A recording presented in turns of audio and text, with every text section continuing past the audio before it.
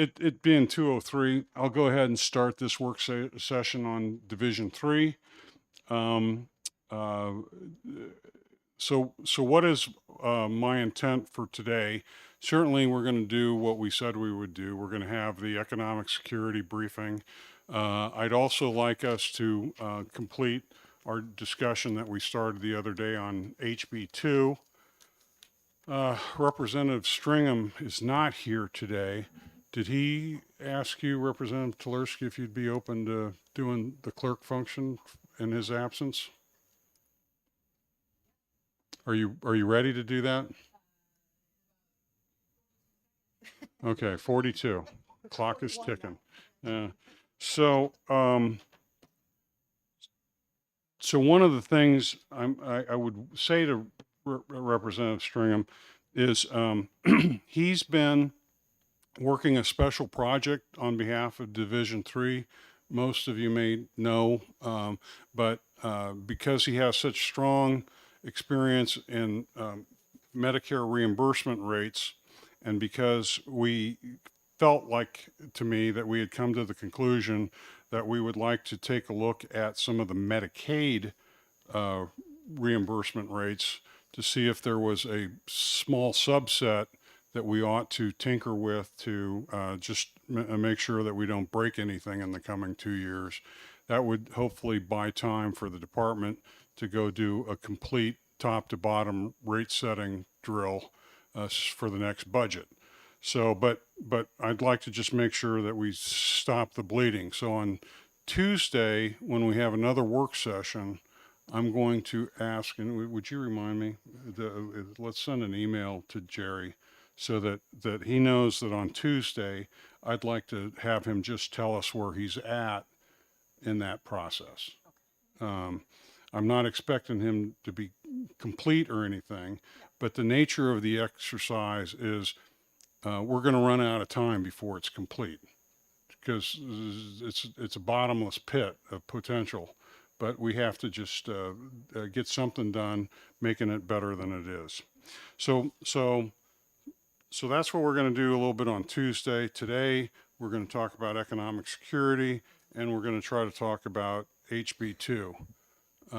Is there anything I'm missing here, Mr. Ripple? Nope, I don't think so. Okay, so what am I missing, Representative Mooney? Well, we're also going to meet Monday at 10 o'clock. All right, Mr. Wyatt, let's go ahead.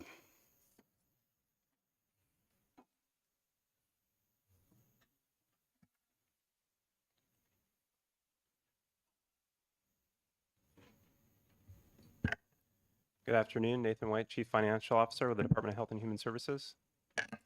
Good afternoon, Karen Hebert. I'm the Director for the Division of Economic Stability. Now, before you, you will see a couple of different documents. We have our standard presentation in the PowerPoint presentation. We've also handed out a position movement document here as well. This is similar to what you've seen for the other divisions. And then in the governor's recommended budget, we will be beginning on page 890. And with that, I will hand it over to Karen. Thank you. I also would just like to introduce, I have a team of bureau chiefs, program experts here with me today. I'm very proud of them. They did accompany me for this particular presentation. So I just wanted to introduce my team is here. So this division was created in 2018. The mission of this division is essentially to enhance the health, economic, and social well-being of individuals, families, and communities. So going through the presentation itself. Can we just, I need to get oriented to the book. I Yes. believe Mr. White said in the governor's budget, we're starting on page 890. That is correct. Okay, so I'm seeing titles like Child Development Operations, Child Development Program. Am I on the right page? Yes, sir, you are. Okay, very good. So if you go to slide 3 in the presentation, it essentially gives you some orientation to the structure of this particular division. There are 6 primary programs or bureaus, if you will, which include the Child Development and Head Start Collaboration. It includes the Child Support Services, Family Assistance, which is 2 parts. There's field operations for family assistance, and then there is what I refer to as the business and policy side of the house. Our questions already. Yes, Okay. So I heard you say that this division started in around 2018. Was that the year? that's correct. Okay. And I see the division mission. Would you tell us right up front, was this a statutory direction, or was this at the discretion of the commissioner to establish this division? This was discretion of the commissioner at that Discretion, time. discretion of the commissioner? Yes, sir. And to what extent are your programs maybe at a subordinate level associated with statutory obligations? And you can, if you would just tell us that as we go through your slide deck, that would be fine. I just want to make sure I know the distinctions between where we've exercised good judgment on the part of the commissioner and where you guys are required to do the ridiculous stuff we ask you to do as the legislature. Okay. All right? Sure. So each of the bureaus or programs do have statutory requirements, federal and state. So where I was with the Family Assistance Bureau, which is in 2 parts. So then we also have the Bureau of Employment Supports. We have what's known as the New Heights Administration. That New Heights is the integrated and eligibility and enrollment IT system. And also the program known as Comprehensive Family Support Services. So those 6 primary programs exist, but from a budget perspective, the lead programs here that we're going to go through are really the Child Development and Head Start Collaboration. Then I will move into Child Support Services, and then the Bureau of Family Assistance. The other programs are incorporated into the Bureau of Family Assistance budget, and I will go through those. Do you have specific slides you're going to hit on New Heights? Because I have some questions on that. Yes.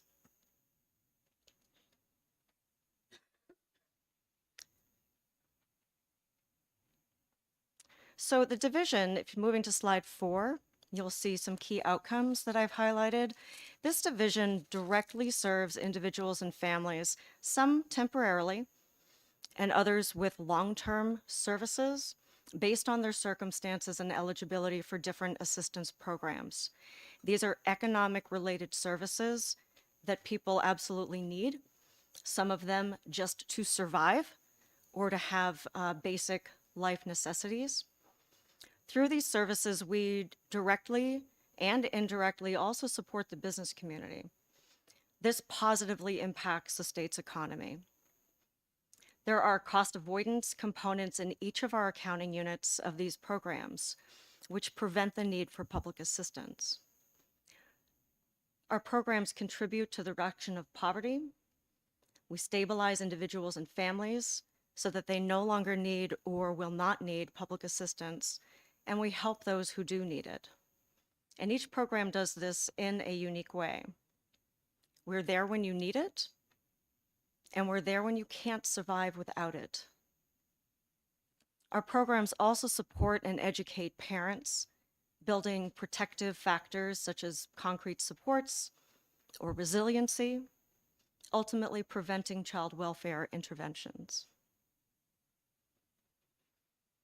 On slide 5, you will see a number of key accomplishments of this division. I'm not going to go through each one of them, but I will say that we have been successful in strengthening families and individuals. We have strengthened our infrastructure so that we can provide greater access to and delivery of services. And we model on a whole person or whole family model of service delivery. A question on the new case management practices.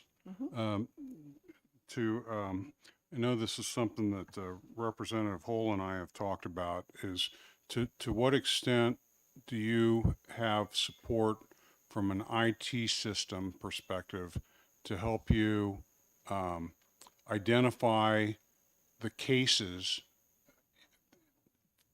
of support that the department's trying to provide, who's accountable for that case, and how much time is being spent on each of those cases? Do you have any IT to do that, or do you even try to capture that kind of data? Sure. In both the systems, New Heights as well as the New England Child Support Enforcement System, the acronym for that is Nexus. Both of those do identify cases individually, as well as the assignment of those cases to each worker. There are also dashboards available for the caseworker to operate on, daily operational work that they will need to do then as a result of automation that is built into the system, so that they know what to follow up on, what might need, information may be missing, a variety of pieces come up on that dashboard to drive business in that case. Mhm.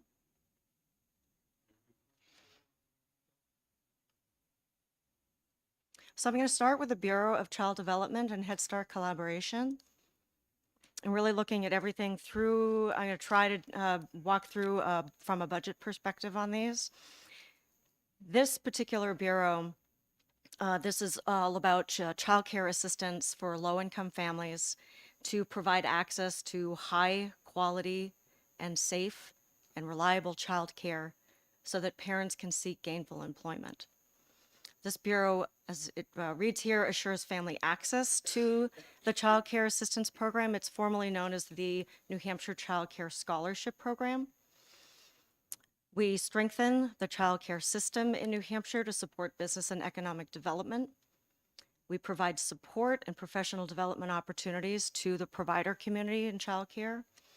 We help parents to make informed choices to support their own child's development, and choices for the providers that they wish to have their child be taken care of. Let's talk about Head Start for just a second. Sure. Is this the same Head Start that's a federal program that's been around since the 60s or early 70s? It is. And so what the department has done by creating this bureau is taken its own state efforts and initiatives and integrated it so that it's complementary with the Head Start program, or why are these two things in one bureau? The Federal Office of Head Start requires that states identify a lead agency that it would collaborate with on the state level. And for New Hampshire, that agency is the Bureau of Child Development. So the name apparently is important to the federal government, that we include in the name of that bureau, that it is a collaboration. It's a collaborative relationship with the Head Start program. So we provide quality support services to Head Start. There's a lot of collaboration that's done, a review of between rules and regulations that those two programs need to follow. Okay. Now, there's been a lot of studies in the Head Start area, most of which are like either neutral on the success of Head Start or not very complimentary, that it's not hitting its objectives on a sustained basis. So like the kids get some support early, like pre-K or so, and that within a year or two after that, they are exhibiting the exact same outcomes as kids that didn't go through the Head Start program. That's what I think I remember. Can you correct me on that, or is that a correct remembering of the research so far?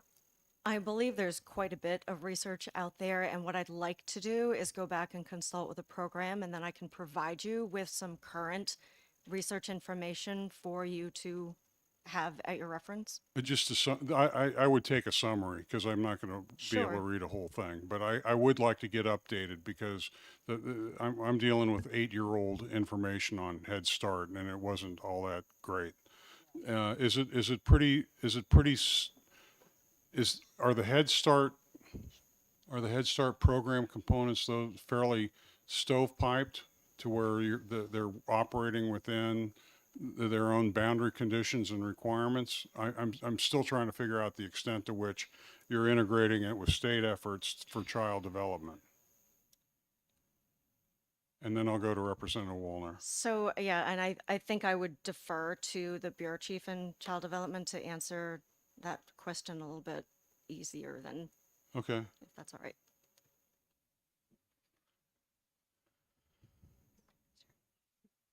Good afternoon. Hello, I'm Deborah Nelson, the Bureau Chief for Child Development and Head Start Collaboration. Talk straight into the mic, otherwise it's hard for people like me to hear you.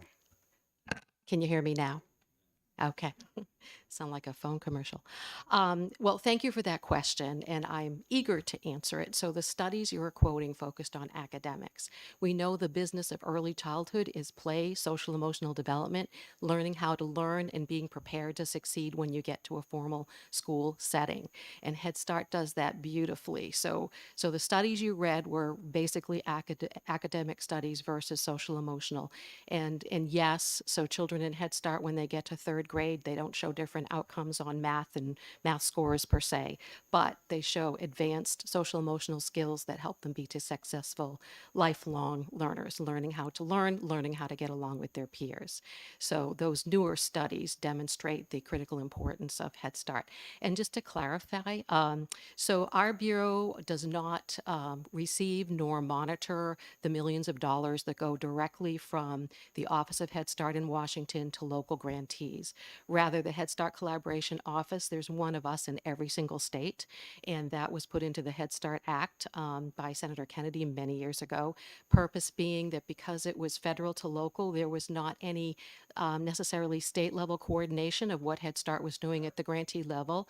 So those offices were put in place, basically one person offices, to make sure that they they help the grantees collaborate with one another and with child care and DCYF and all the other programs and services within a state that care about and work with children and families so that we're all working together toward the same things. The beauty of having the Head Start Collaboration Office in together with the former Child Development Bureau is the capacity to leverage resources and to truly have a functional integrated level of work. For example, when we do our credential revision, we look at Head Start credentialing as well as child care credentialing. When we do our policy, when we built our Granite Steps for Quality, our quality recognition improvement system, Head Start Voice was at the table, so we were building one system for all. So it's really been, a wonderful opportunity to leverage resources and make sure that all early childhood voices are heard and that the services that we provide work for all of our early childhood folks. Okay, all of that's beautiful. Love it. Mr. White, would you stick our fingers exactly where the Head Start federal money is and show us to the extent, if any, that there's general fund requirements with There's, it? there's 125,000 each year. That's the No, same. I have I'm to see it. sorry. No. Okay, Yep. sorry. So what we're referring to there with the 125, it's on page 892. It's account 2979, Head Start Collaborative. That's a standalone grant for Head Start. I think what's also important just to point out here is beginning on page 890, accounts 2976, 2979, 2978.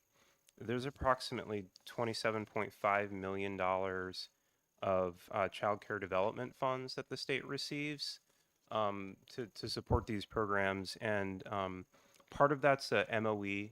We have to put forward $4.5 million of general funds. Say that number again. $4.5 million, or the big number or the little number? Okay, and where's the 4.5 million? Is that spread over several lines? Yeah. So the three accounts, the 2976, 2977, and 2978, Collectively, that's where we have the $27.25 million of CCDF, so the Child Care Development Fund dollars. And there's a $4.5 million MOE mixed with that. There's a 50-50 match, and then there's discretionary dollars. And those discretionary dollars are provided by the federal government, and those fluctuate from year to year. So some of the variation that you see in the federal funds within those accounting units, that's based on the discretionary dollars that we'll be getting over the next biennium. Thank you, Representative Wallner. Thank you. Ms. Nelson actually addressed what I wanted to say, and that was that Head Start receives for the programs in the communities. That's directly, that program money goes directly from the federal government to the programs. It does not flow through the department. And this is just a grant to coordinate between the state and Head Start and childcare. And I think what Mr. White was just now speaking about was actually the child care portion of the budget, which is very different than from the Head Start portion. Correct. Yes.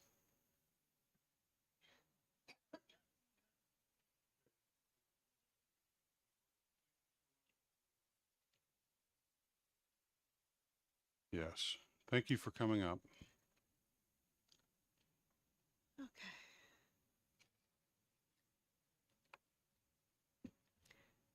So as Mr. White was describing the different federal funding streams that do support child development.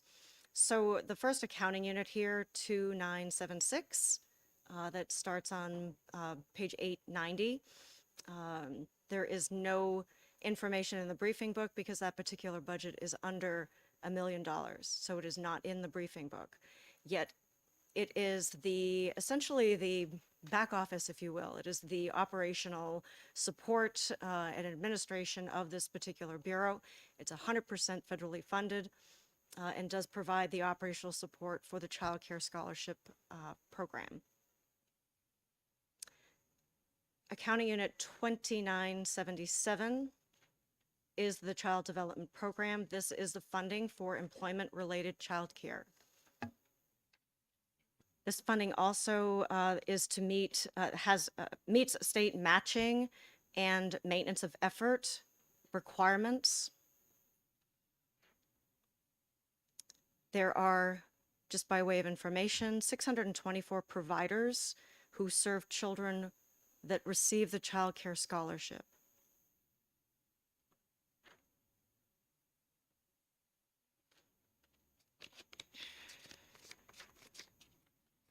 Representative Tulowitzki.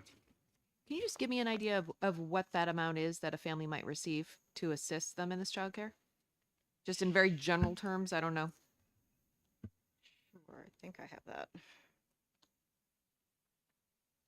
Or alternatively, the number of families that receive assistance that are helped by the program. So the number of families in the program, I think it's approximately 3,000 who receive the scholarship program. And I will have to find data that I might have about the average amount that a family receives. It is, I believe it varies quite a bit because it's based on a number of factors to determine eligibility that include income, household size. So I'll have to do a little digging for you. That's okay. You don't need to go through all that. My follow-up question might actually help answer my question. I'm assuming is it a partial or is it 100% scholarship for care? There is a cost share for parents, and that also is dependent on a number of factors Fine. as to how much. That answers my question. Thank you. Excellent. You're welcome. Representative Cole, did you have a question? I did, thank you. I'm looking at page 1 of you're calling it the budget briefing book, right? And it looks like there the caseload was 3179, right? Dropping down to 2956. Sorry about that. So I'm looking at page 1 of the budget briefing book. Correct. Caseload is dropping roughly from 3,200 to 2,950.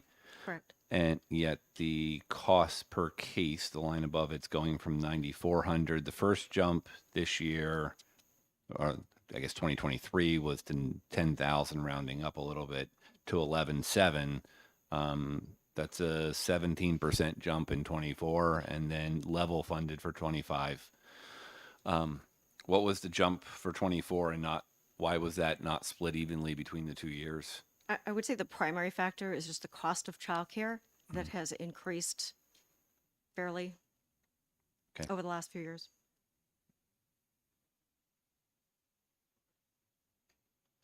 So the next accounting unit is the Childcare Development Quality Assurance. It's 2978. This is also, so the book number is 891. Briefing book page number is 3. This is also 100% federally funded.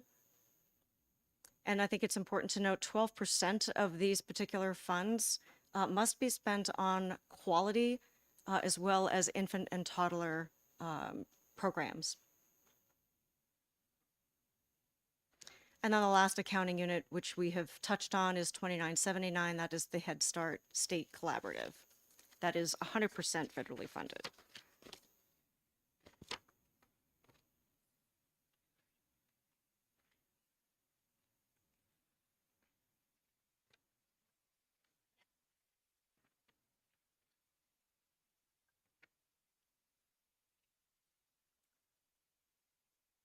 I can move to the next program if you are ready. I appreciate your pause there because it's just given me a chance to figure out where I am in the budget book.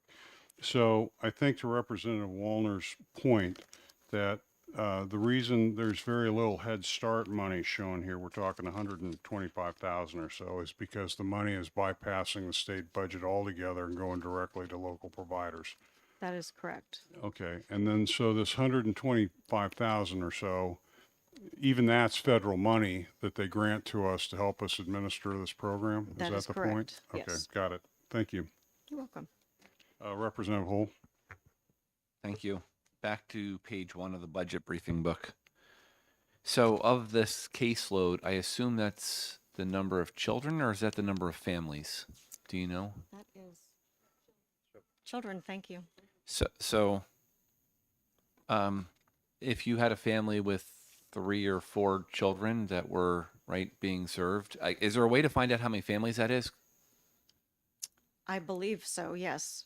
Yes, I'm quite confident about that. Right. So if you had, I don't know, hypothetically 3 children that were receiving benefits going to a daycare or a child care center, right? You're now paying that person well north of minimum wage, right? You could have them at home with their parent, potentially well north of some of the wages in that, right?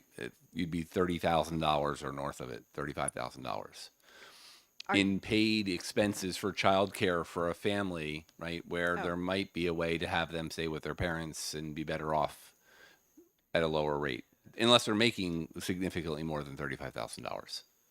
Are you talking about the provider perspective or the family The family perspective. Yeah, right? so sure, I think that's something that families are grappling with all the time. And we try to put out information so that they can make those choices as to what is going to be helpful for them. And if they qualify for assistance for their children to be in childcare services that would enable them to work, Right. they need to balance that out and make those decisions. But isn't there an income threshold or eligibility requirement for these services? Yes.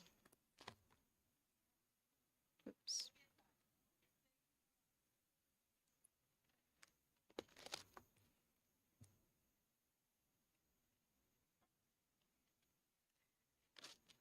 So.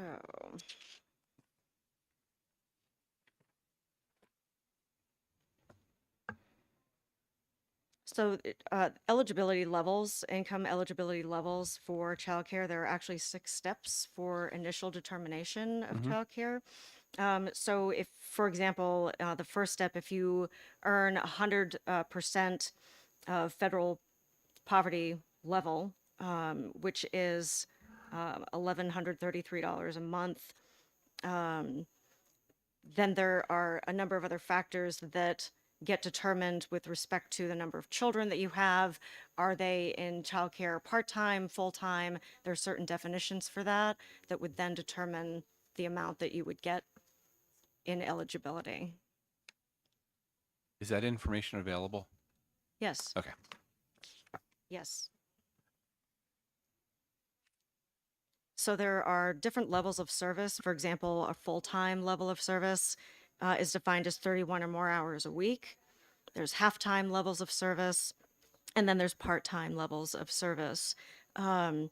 So there's quite a bit of detail into the formula. It's a little bit complicated but I can certainly provide you with that information and a link to it. Great.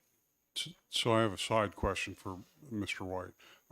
As we go through this, is this the section of the budget where the TANF funds can be found, or is it somewhere else also? The TANF funds will be in a little bit. We'll get there in a No, couple but of it's, accounts. we're talking about that today under economic stability. We're going to hit Yes. the TANF funds here. Yep. I'll point out the TANF MOE that we have and the TANF funds that are being used. But in these accounts, these are the CCDF dollars Right. primarily, and then the Head Start, the Right. 125,000 for Head Start. I'm just, I know I have an open question in my head about the HB2 TANF money. So I want to make sure I'm tracking as we go through the HB1 TANF money to see where that is. I'll draw attention to that when we get there. All right, thank you. Absolutely.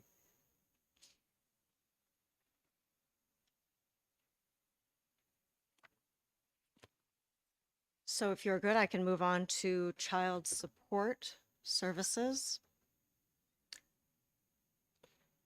These are services that are provided to families of children whose parents or a parent and caretaker do not reside in the same household. This bureau works to engage and assist parents who are willing and able to support their children or unable to support their children due to any kind of a barrier that might be preventing them from paying, such as being employed. And when necessary, the Bureau will enforce the responsibility by way of a legal support order with parents who may be unwilling to support their children. All right, so this is where I'm expecting to see the term DCYF, and it's probably my own ignorance. Can you help me understand the relationship between the Bureau of Child Support Services? It sounds very DCYF-like, and DCYF. There is an extremely low number of cases and referrals we get from DCYF for child support services. Okay, so you receive DCYF referrals, and We that's do. what this is. Yes, we can provide services to DCYF. So if a child is in placement, DCYF may want to pursue child support against one or both of the child's parents to either help initiate support for reunification or to reimburse the federal 4E program, Title 4E under the Social Security Act, paying for foster care expenditures. But like I said, we get very, very few referrals from DCYF for those situations.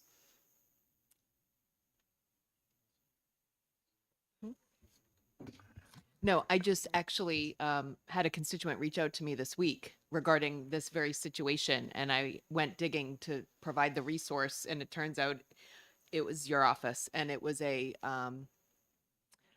grandfather reached out to me because his daughter has 4 children, and the children's father lives out of state and was refusing to support. And so I did a little Googling, and now it's just all coming together in my brain. And I believe I did the right thing by directing them to you. So thank you. Thank you for referring to them. Yes, so we do provide services when one parent is here in New Hampshire and the other parent may be in another state or another country. We do pursue child support for parents despite where the other parent may live. And despite if it's a grandparent that has the child has been placed with a grandparent or other relative, or even what we refer to as fictive kin. So we're able to provide those services for folks who apply for it.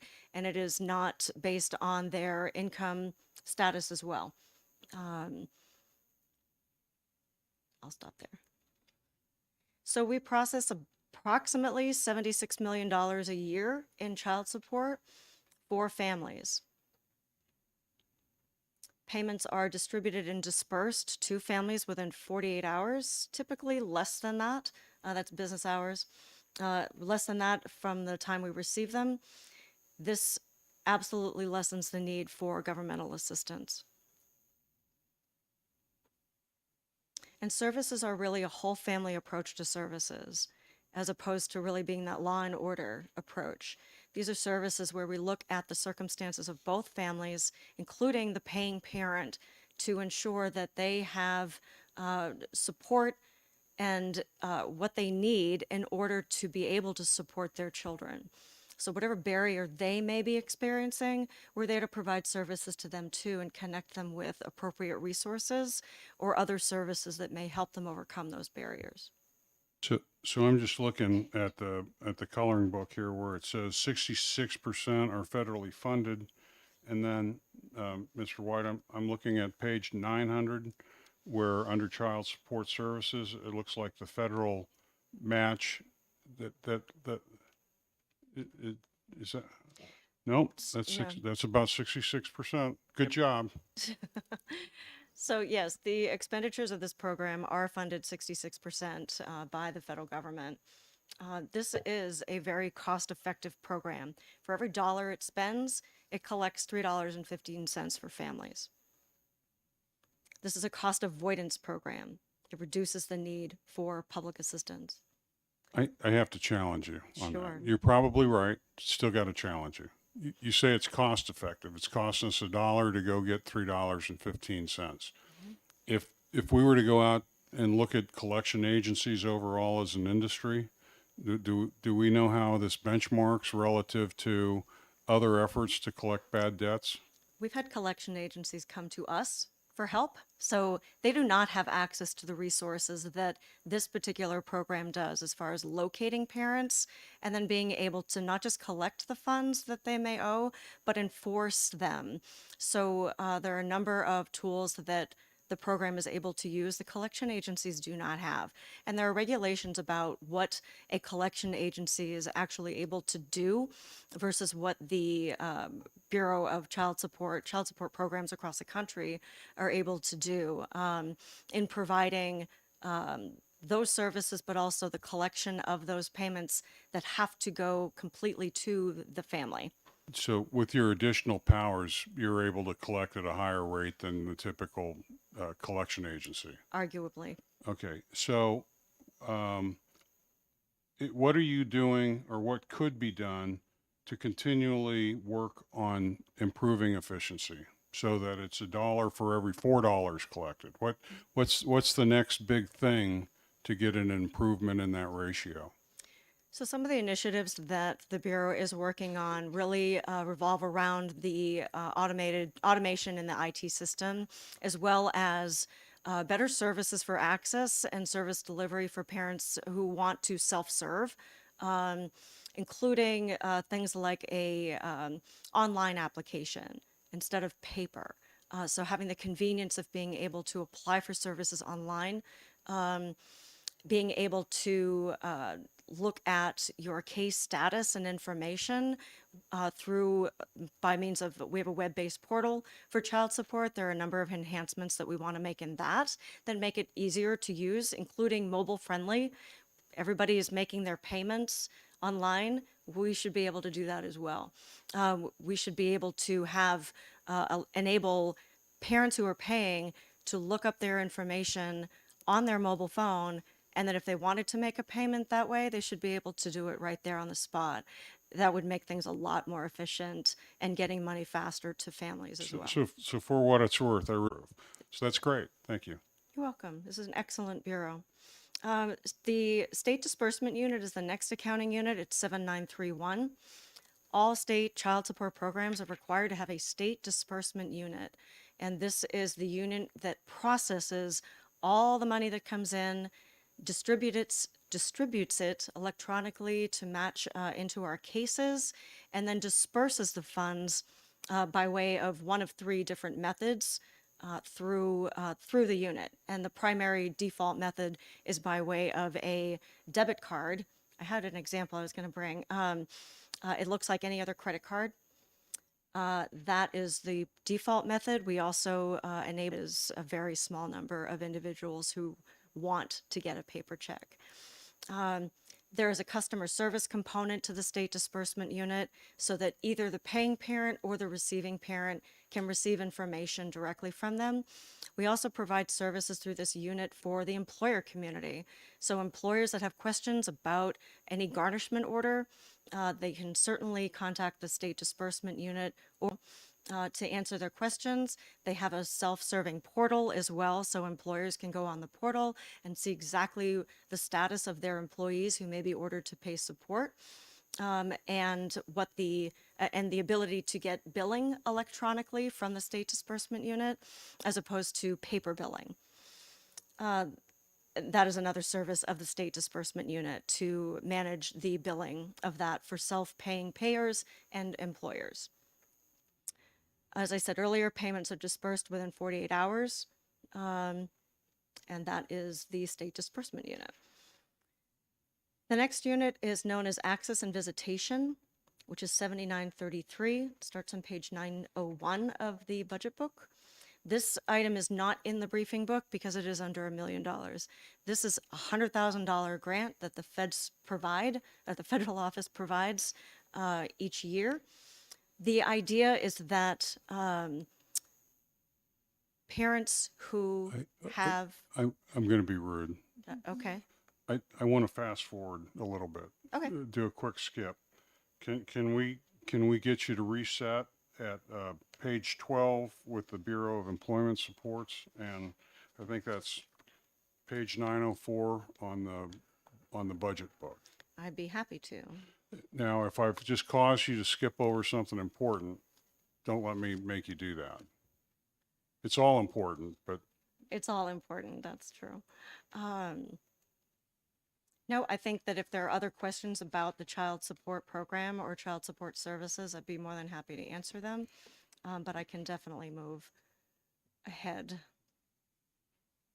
I was just about done with that anyway.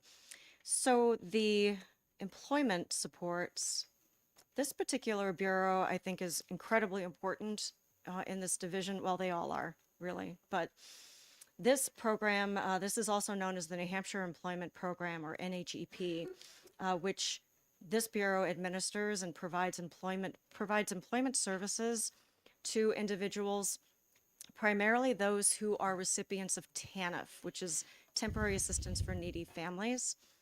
So for families, single-parent families who are receiving assistance from the TANF program, they have a requirement to participate in the WORK program, which is the New Hampshire Employment Program. The idea is to assist them in many different ways so that they can become gainfully employed, whether it's a matter of earning skills or just earning the ability to find employment, whatever they need to do to be able to do that. We have and maintain relationships with the employer community, a number of employers, and we have a number of educational and training programs as well, and have relationships with those organizations, such as the community college system, to address also labor market needs through training and education. The Bureau focuses a lot on high demand employment that's needed in the state, and trying to, if an individual comes along and they're interested in any of those high demand jobs, then we will absolutely, promoting those particular jobs for people who are interested in pursuing them. so I have some questions here.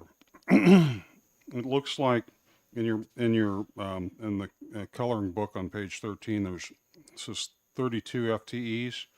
As I go to the budget book for the 24, looks like it's 45 FTEs. So there's a delta of 13 I'd like to understand. And then I have some other questions. Sure. So in the DES position movement document that we handed out, that shows that transfer, and so the 32 number that you're seeing, that was part of the original agency budget, and from the current operating budget, and then what you're seeing there in the 45, that's included in the governor's recommended. So that's the difference there, where we were transferring those positions. We were transferring those positions from account 6120. Yes, we were transferring those into 6127, and they were coming from 7993. Are these 13 positions going to do something different, or they have the same job titles and they're just moving? No, they've been repurposed. It's a repurpose. Correct. So what were they doing that they don't need to do anymore? So those positions were family support or family service specialist positions in the Bureau of Family Assistance, and they have been repurposed into this particular bureau for employment counselor, career counselor specialist positions. Okay, that's close to the answer I'm looking for. What are they not going to do anymore? Process eligibility for applications from individuals who apply for any of the eligibility programs. That's what they're not going to do anymore. And they're no longer needed there because New Heights is more efficient, or some eligibility thing has happened to where we can do it more efficiently. What's freeing up? I really am curious. What did you all do to become so productive you could move 13 people out of an old job into a higher priority? Essentially, that particular bureau, family assistance, the family service specialists in particular, there is a high vacancy rate. There are a number of positions that, despite best efforts to recruit, have not been filled. So let's make use of them where it is also very much needed to provide services, getting people back into employment, into the workforce. So the implication is this job reclassification makes this a more interesting position, and therefore you expect to find recruits for this location as opposed to the previous location. Is this a job enrichment effort, basically? You could put it that way, yes. Okay, and then it sounds to me like good manpower management. So now I'm questioning the head count, though. Employment support, 45 FTEs going against this. Just sounds like a really heavy number when we're running into what feels like systemic challenges in our workforce. And I don't know what these 45 are going to do to really move the needle on that. As I understand, our workforce problem is that we just don't have the right qualified people and or the right motivations to go work. And so I'm curious how this employment support organization is able to address that. Is it changing job skills of the clients, or is it changing their motivation to go work? What are you trying to do with these 45? So there are different positions. The majority of them are employment counselor specialists who work with each individual to develop a customized employment plan, a career plan with them. What is it they want to do, and how do we get them there? There's quite an extensive needs assessment that's conducted. It's a very detailed process, if you will. And then connecting them with the ability to attain the skills that they need, whether it's training, whether it's credentials and education, and then connecting them with employers. So there are a number of other positions in this bureau that work directly with the employer community to work on apprenticeship programs, on-the-job training programs, a number of different ways we try to approach this to support the individual to become self-sufficient. So there are also administrative functions in this bureau with respect to things like audits, quality assurance, compliance monitoring that has to be done to meet federal and state requirements. We've changed the business model for this particular bureau.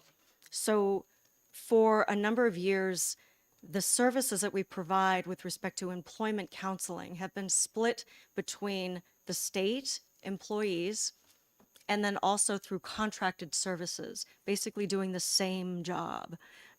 there's some issues with that that we're trying to resolve so that there are certain functions that only are contracted with a vendor that they would perform. Some of the more intensifying work with individuals that require a great deal of time with them that state staff cannot do.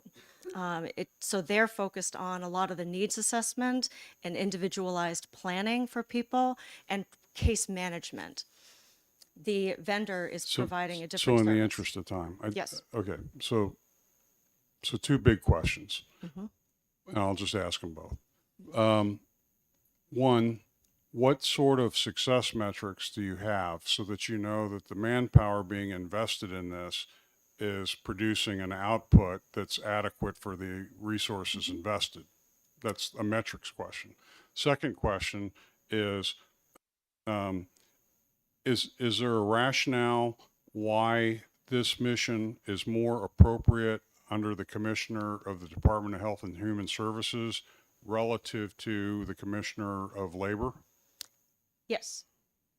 We provide quite a different service than employment security or even the services under the Work Opportunity and Innovation Act. So we work with those programs, but this is a pretty specialized population that needs a fair amount of support and unique attention so that we are finding success. We do case management and individualized plans where the other agencies do not really provide that level of service. Sure, not to be argumentative, but that sounds like a process issue, not a juris issue. Is there a specific nexus between these clients and the delivery of healthcare versus just finding not just because it's important, but finding these clients jobs? What is the healthcare connection that makes this a DHHS function versus a labor? So the healthcare connection in this is about economic stability, which ties very closely with individuals' health. So if you look at, for example, the individual, maybe a young mother who has a young child at home, no income, no means of getting that income, maybe not even transportation, no direction of where to go, no skill appropriate to get a particular position where she would serve or earn a particular income in order to support her own family. So we have individuals who would love to be able to pursue a career, but instead of having the ability to do that, they come to us for services, including TANF or SNAP, those kinds of assistance that they need to get by. This takes them a step further and gets them on a path towards self-sufficiency so that they don't need those assistance programs anymore. The more people are able to be self-sufficient, the healthier that they're going to be able to get to the doctor's office, to afford healthy food, to afford care and just the right childcare even. All of that points towards the health of the individual and the family. So is this function discretionary that the commissioner established this, or was this statutory? If I jump in. So this may be a good time just to talk about TANF, because the federal dollars that you do see here in this account on page 905, the almost $8.9 million of federal funds, those are 100% TANF. And then you'll also see the general fund match that we have there as well. And so we had talked about this a couple of times over the past number of weeks. Collectively, the department has to meet that $32 million TANF spend in order to get the $38 million.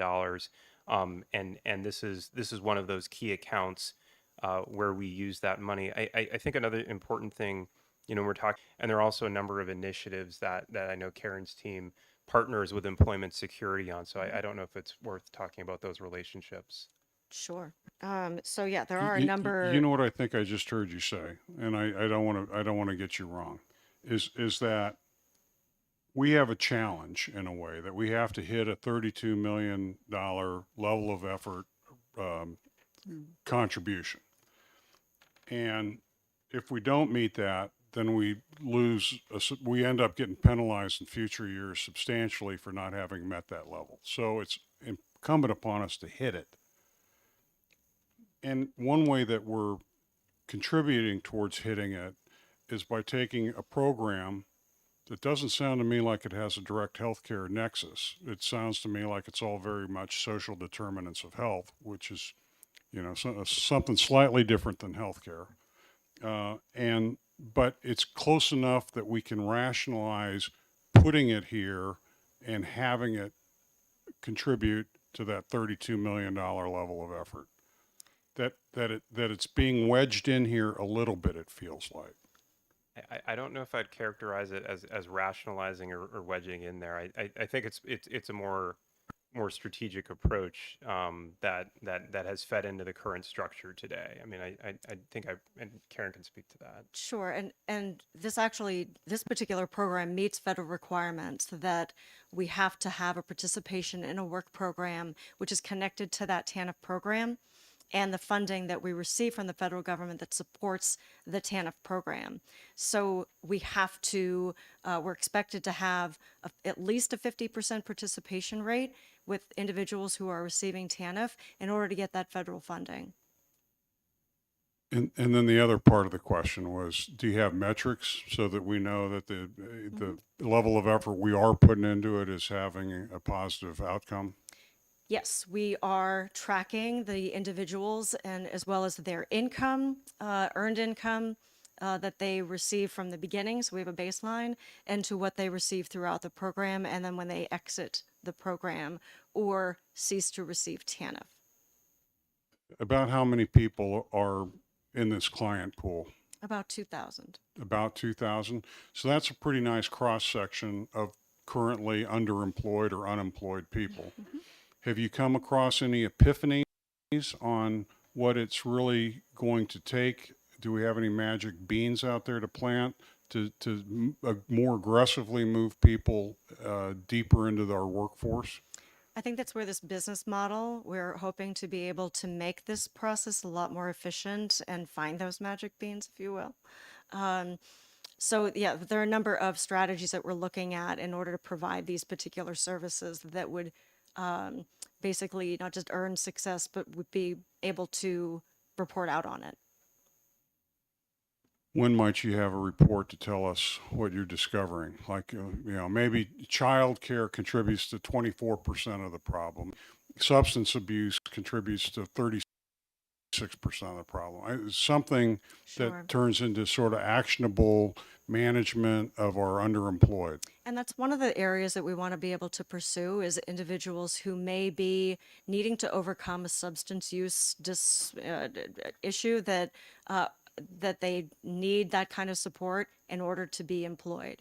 Or if there's an individual who wants to become self-employed, that's quite an extensive process in order to be able to stand up a new business and be self-employed. So this new business model, we're really looking to pursue support from a vendor to provide that kinds of intensified service and support for our particular population who want to go down those paths. So I would say that we would need a few months to be able to report out on success of that because we haven't started this new business model yet.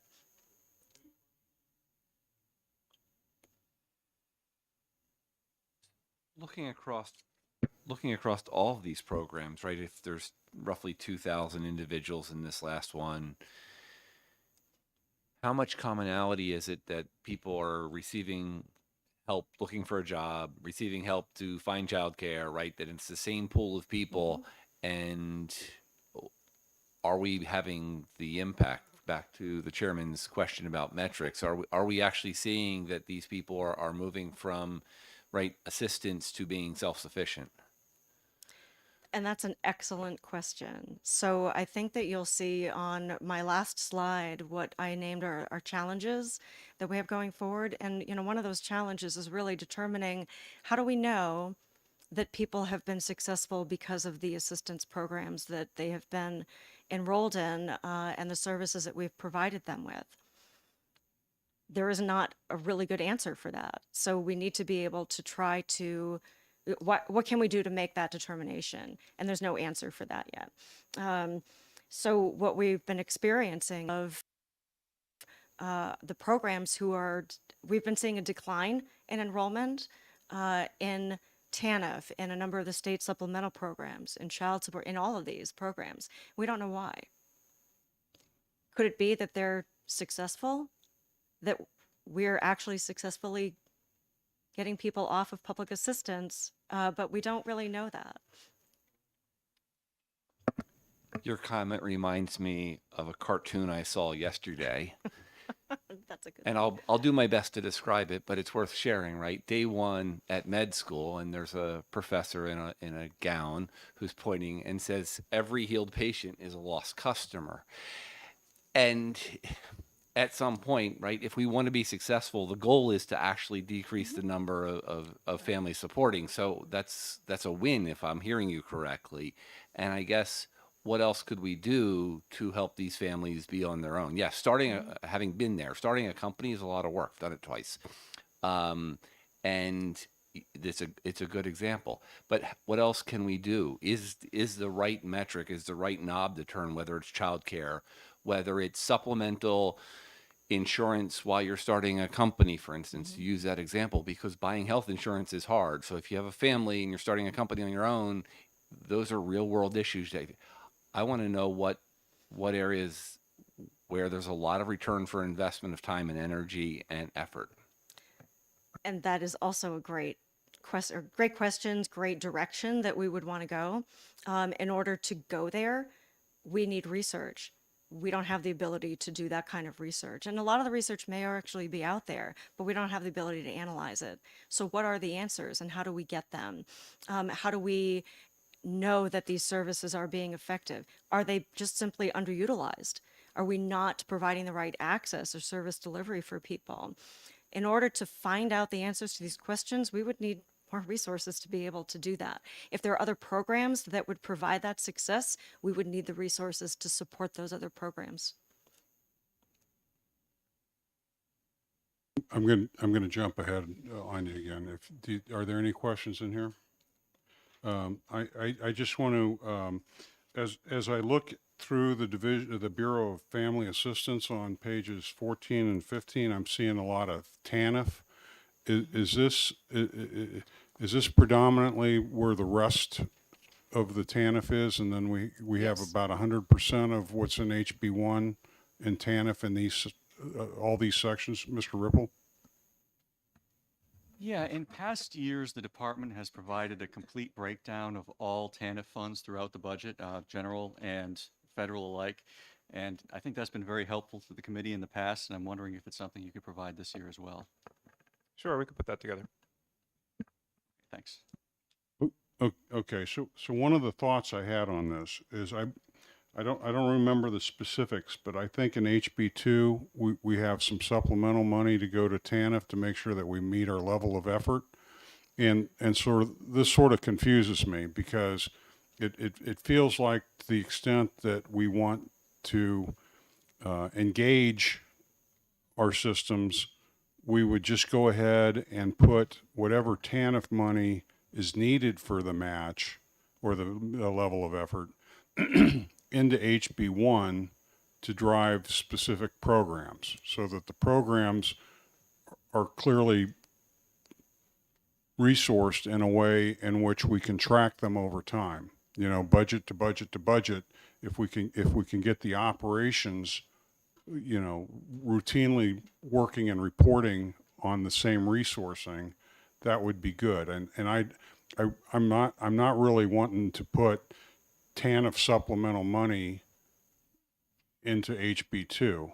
So what I'm going to ask you to think about, I'm not going to put you on the spot, is there a way to take the TANF money you need for our 32 million level of effort and invest it in these programs so that these program managers start the budget knowing what their resourcing are and what they can accomplish rather than, you know, I'm going to say play a game. It's not playing a game. I don't mean it to be dismissive, but I think putting in HB2 just dilutes the communication and value of having a budget. So, account 6146 906, that's likely the location that we would put the $3 million of TANF funds that's included in HB. What's that? Page 906, account 6146. And so just kind of stepping back a little bit. So when the department prepares its agency budget request, it has to hit certain targets this year. It was 3% from 23 to 24 and 0% plus personnel costs to 25. In doing so, we submitted a couple of prioritized needs for those $3 million of TANF funds that you saw within HB2. It would certainly be our preference to include that within HB1 in the operating budget. Okay, I was still busy chasing the number with my eyes, and so I missed at least 3 critical sentences in there Okay. that you said. So you would prefer to get the money out of the TANF money out of HB2 to put into HB1. That's your preference. Yes. At the time you had the opportunity to do that, you didn't know where to target it, but now you have a better idea? No. No. So no, we knew where we wanted to put it, but in order to hit the 3% target, we did not, we included that as a prioritized need. So during the agency phase of the budget, RSA 9.4 defines our efficiency expenditure target, and that's defined. We get further guidance from the governor's office in order to hit that. We developed those figures, but in order to hit that, we were unable to include the additional $3 million of general funds within this division, so they went as a prioritized need. Those, during the governor's process, that didn't make it into HB1, and it was added as an HB2 provision. My preference would be to have that as part of our operating budget.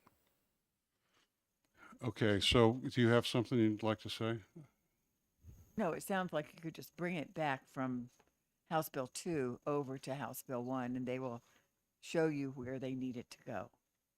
I would like to take what you just said and take it a step further. Go ahead, Mr. Ripley, you have a comment here?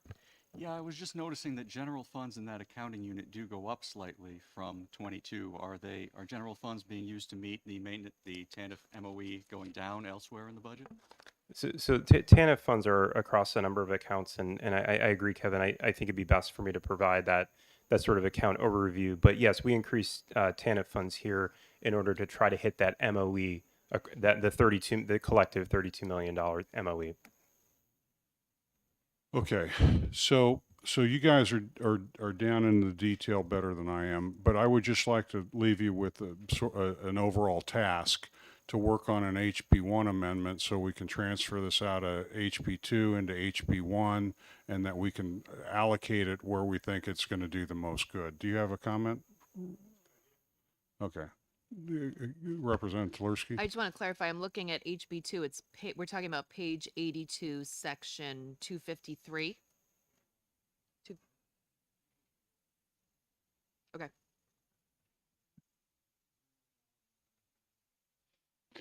Now, by doing what I just asked, to move it out of HB2 into to spread it out into HB1, are we also simultaneously reducing that other list that you're preparing for us on your prioritized needs? So you would strike it from one of the prioritized needs because we're going to take care of it this way? Is that how that would work? No. It would more so that list that I had sent, we'd be adding to that list, and you'd be taking it off of HB1. So it'd be a net reduction on the surplus, the full surplus statement for HB2, and an increase to the operating budget. I see that. Okay. All right. Good. Any other questions in here? Go ahead, Representative Irf. Just a quick one. So would that mean the federal, whether you decide to reallocate that $6 million across the next 2 years, the federal funds in those accounts would also jump up by twice as much? No, because so this is a maintenance of effort. It's not a match. So we already have the federal dollars budgeted included here, but in order to make sure that next year we don't come up 3 million short, because if we come up 3 million short in 24, if we don't spend it all, then in 25, say it's we don't spend, say we spend 29 million, something like that. This in 25, instead of getting 38 million from the feds, we'd get 35 million, and then we'd have a $3 million penalty on top of it.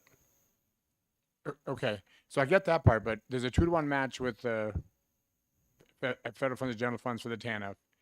The MOU is not part of that? Can't be part of that? It's a separate thing?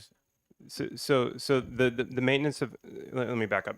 So the maintenance of effort requirement, the state collectively, doesn't matter which account it's in, has to spend the $32 million On what? on TANF eligible purposes. Well, Okay, It has to, yeah, there are 4 purposes of TANF. It has to meet one of those 4. okay, but also okay, so that's great.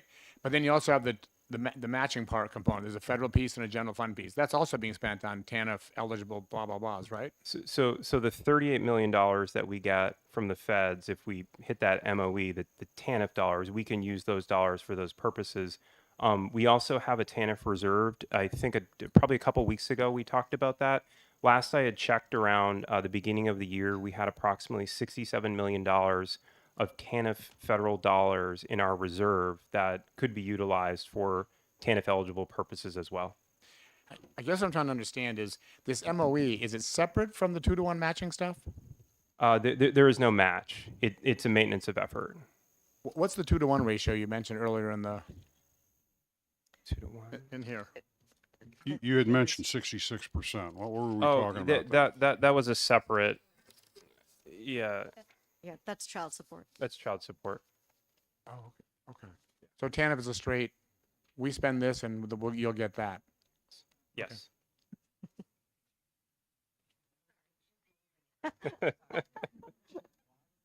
Yeah, yeah.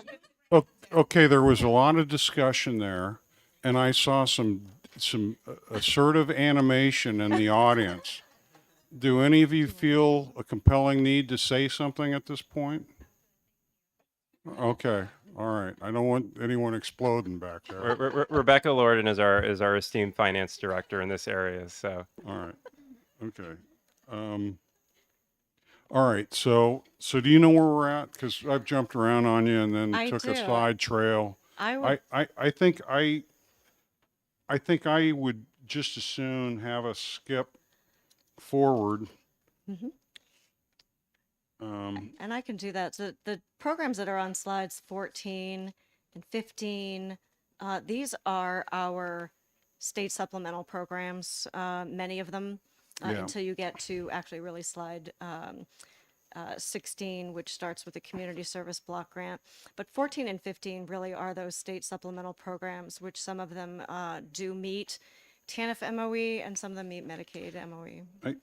okay, so one of my special subjects this time around are refugee grants. I have worked with OLS to develop an HB2 item. This is to let the division know and to let you know, is that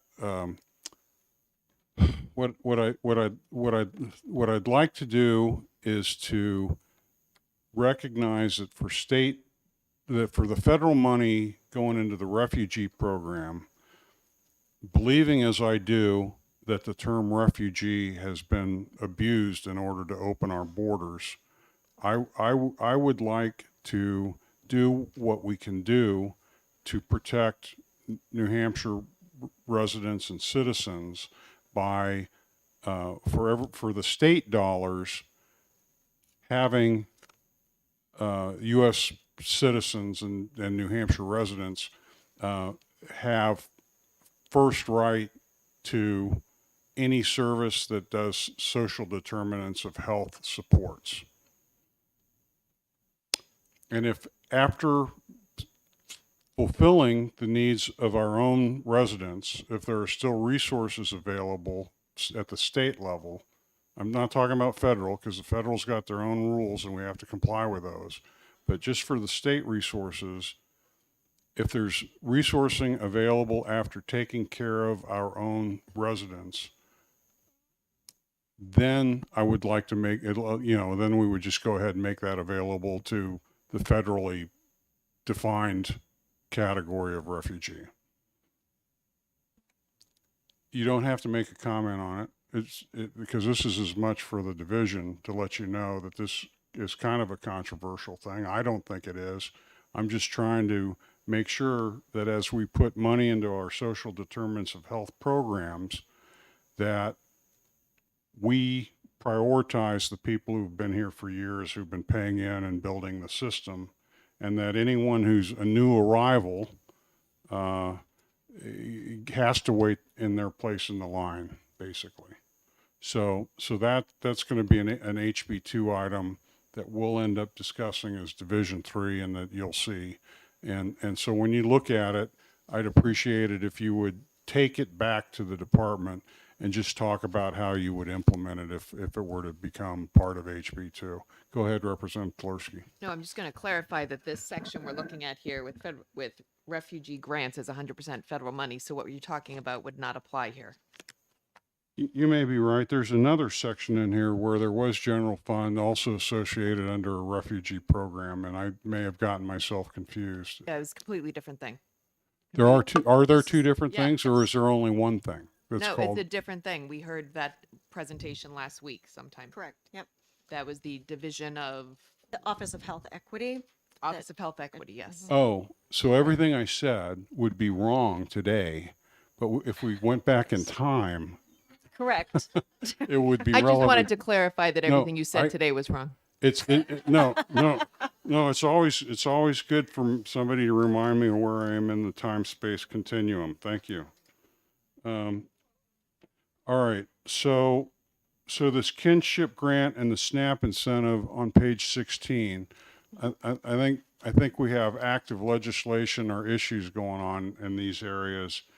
So could you tell us, just talk about these two programs? Sure. So the kinship grant, that is an 86% generally funded program. This is connected with DCYF and the New Hampshire Children's Trust that provides this program for those kinship families providing services for children or accepting placement of children so that they receive the same supports and information for navigating all of our systems in order to take care of those particular children that are not their biological children.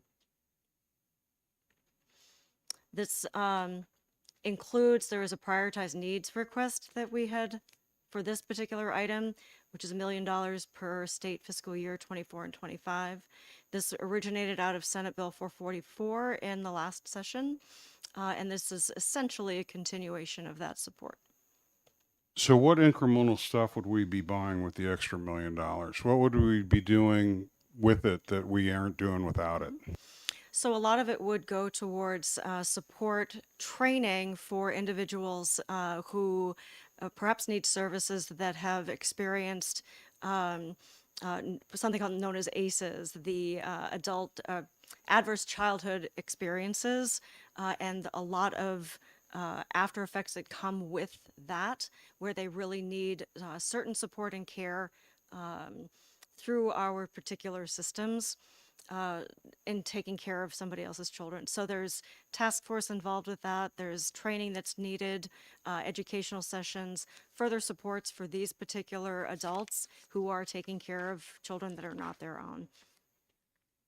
So this is training for clients as opposed to employees, so that these clients can better service. It's training and to support services that are being provided out of family resource centers. I'm sorry I didn't make that clear. So the New Hampshire Children's Trust supports the family resource centers around the state. So this particular program, this accounting unit, would further enhance those particular services through the New Hampshire Children's Trust to support the infrastructure of those family resource centers. The SNAP incentive program, that was originally a program that was created in New Hampshire, the legislature, to support, it's 100% general funds, excuse me. This is not in the briefing book. It is under $1 million. It's actually $100,000 specifically for educational purposes, and to support incentives for folks who are SNAP recipients to encourage them to buy healthy foods. So it's known as a double up food bucks. Up to $20 a day, you can double the value of your benefit by buying fruits and vegetables and other healthy foods. So this is for Mr. Ripple, maybe, or Mr. White. But okay, so the 40,000, the 39.3 that's showing up under 22, wasn't that really under 23 and not 22? And because we did a supplement to give them like $30,000, I thought. And then is the 100,000 in the next 2 years, is that what got agreed to when we did that new SNAP authorization? Or is that higher or lower than what we had agreed? I'd have to go back and take a look at the bill. So, Mr. White seems to know something. yeah, in Chapter 91, Laws of 2021, Section 403, there was an appropriation made for $150,000 for this program for the biennium.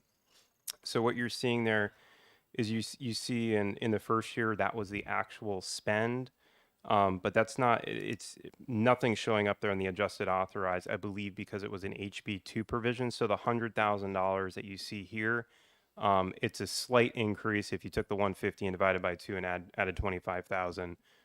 That's included in the governor's recommended budget. Okay, I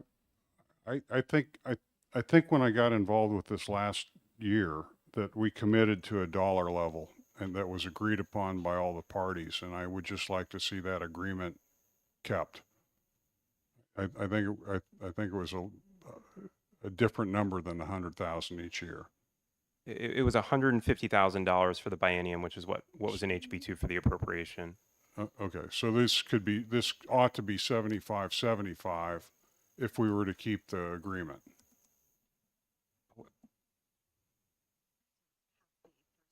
Good. Yeah, so there was 50,000 appropriated for half of one fiscal year and then 100,000 for the next fiscal year. So, because it was a delayed start, so we didn't cover the full first fiscal year. Right. So what we did was because we had missed last year's July to end of or beginning of October window for the SNAP benefits, we put in like $30,000. So you had opportunity to get the system up and get anything you needed printed, get everyone educated and informed, so that this year on July 1 we would put the money in to actually fund the SNAP benefit. That was all one part of one big agreement. And I want to, maybe Representative Tulerski's going to correct me. I'm talking about something totally different, but I think this was where we made it a specific agreement to provide 30,000 to get the program up in the current year so that we could begin executing it on 1 July with this budget money. And it's not a lot of money. We've already talked about it longer than it's worth, but I just want to make sure that when we make agreements that we keep agreements. And this is a place that I'd like to come back and look at offline. Go, Representative Murphy, you have something? Yes, thank you, but I don't want to interrupt you because I want to go backwards.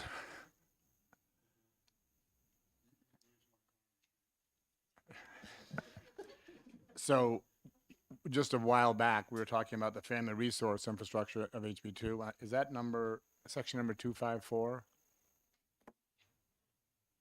Yes, it is. So were you essentially saying that that would go somewhere in the budget here? In the HB1 budget? Yes. So the legislation from this past legislative session appropriated $1 million. So this is essentially keeping that appropriation level at the same rate. Can you tell me what account it would go into? That You don't tell me right now, but can you? It- I mean, is there any reason we shouldn't put that into the HB1, kind of like we talked about with the other one? So for that, we're looking at accounting unit 7216, which is the kinship grant. Yeah, and I don't see, from my perspective, I don't see any reason not to. I would defer to you on that. It would be best to have it in the operating budget so it's clear for us to track it from a just, transparency accounting perspective, but it functionally, it also works in HB2. I get the functional part, but clarity for me is important too. And stuff in HB2 is completely unclear to me. I could never have made an association between where it is in HB2 and what it belongs in. Okay, so maybe, Mr. Ripley, you wouldn't mind keeping track of that one? Thanks. Any questions?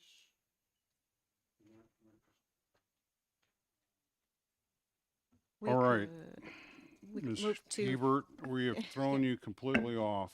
not really, no. I Can we think we're talk still about on- New Heights? I think we're still on track, and yes, we're pretty much there. The Bureau of Family Assistance, this particular group of accounting unit is really all related to field activities. So the first one is field, what's known as field eligibility and operations. That's accounting unit 7993, which is primarily staff who process eligibility applications and redeterminations. And making decisions on individuals' eligibility. The next accounting unit is New Heights, number 7214. There are various funding sources that support this particular. Go ahead.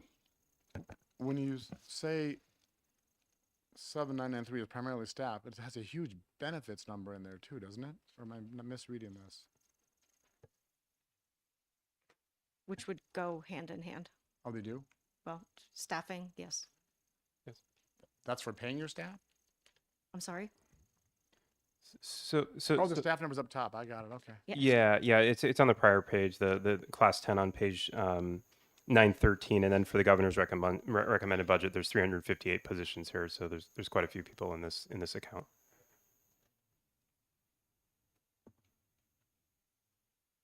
Okay, so, yeah, go ahead. Of the 358, what is the current vacancy in that area? So the vacancy rate for the entire, well, I can either tell you for the entire bureau, which the vacancy rate is 16.3. However, I really narrowly look more at the eligibility staff specifically when I'm looking at vacancy rates, because that's where a lot of the impact is happening right now. That vacancy rate is currently 20%.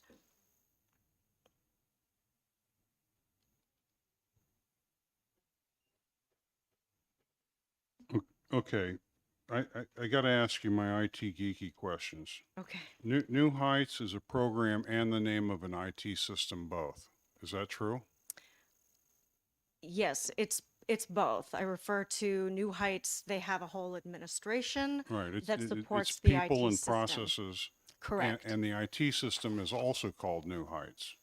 Correct. it? It's all interchangeable. Yes. Okay, and so New Heights was an advance that I think we paid to upgrade in the last budget cycle. Has that upgrade been completed? Are we good on the upgrade efforts to New Heights?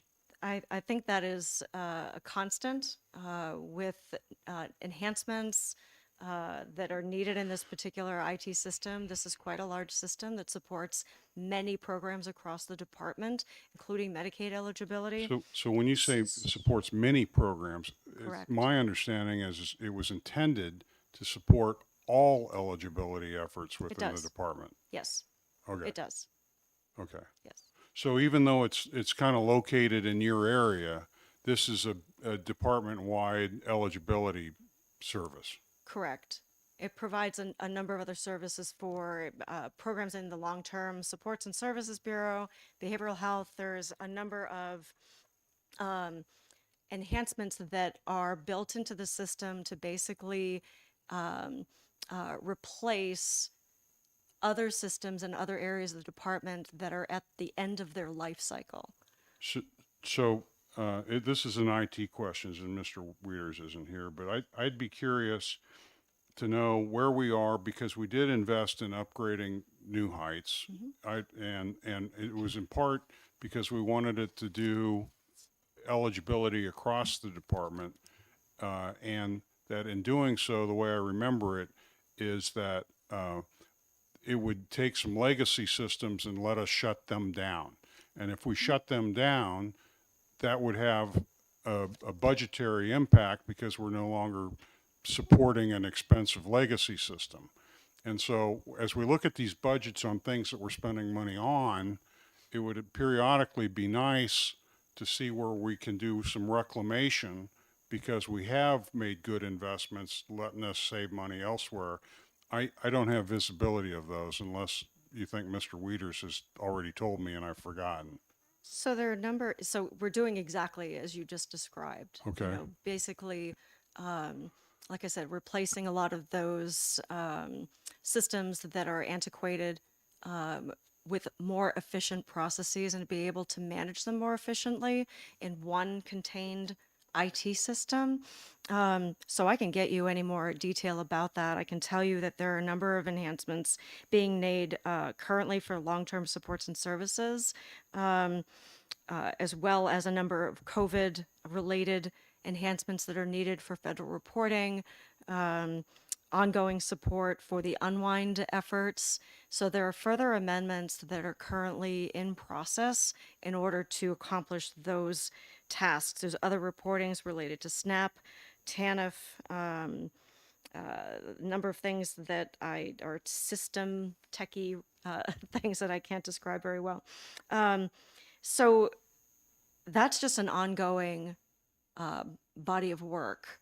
So, like I said, there are a number of enhancements. Right now, there are 36 pending priority projects with New Heights that are happening now. But that list is ever growing, changing, sure. So I guess, Mr. White, I'm not, I don't need the data, but it would just comfort me to know that somehow within your processes, your budget processes, you're seeing the unwinding of legacy systems and the shutdown and the termination of the maintenance tail, because that's a way to free up resources that we may put into the budget thinking we need it for 2 years.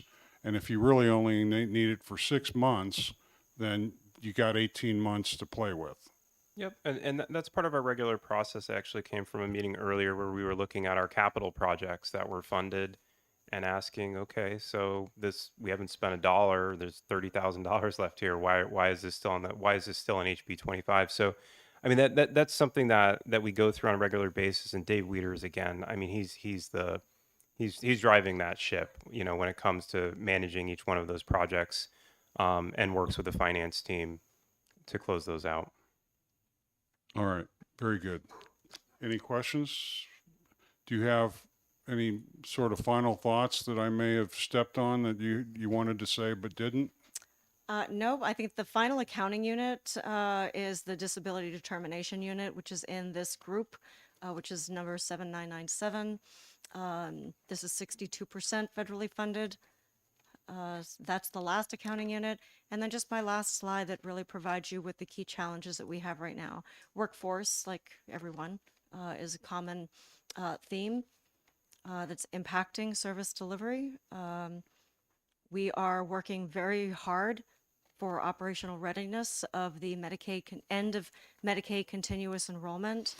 Our capacity to manage what's coming is indeterminate at this time. But we're doing our best to try to increase capacity wherever we can. Another note that's a challenge to me is that a number of our systems, and I don't just mean IT systems, but business process systems that are primarily based on legal compliance, which, you know, rightfully so, however, less on person-centric focus and models, which makes service delivery, I think, sometimes a bit challenging. So really trying to shift processes, looking at things through a customer lens, I think is really important. And then, of course, as we mentioned earlier, the need for research and the need to understand better about our enrollment, declining enrollment in our programs.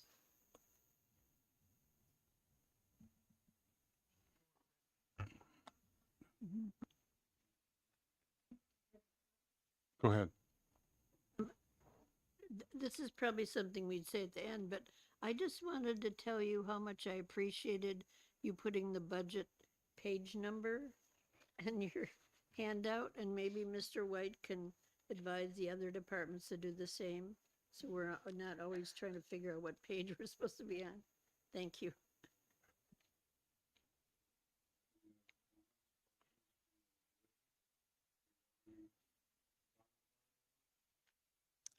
Just thank you. Okay.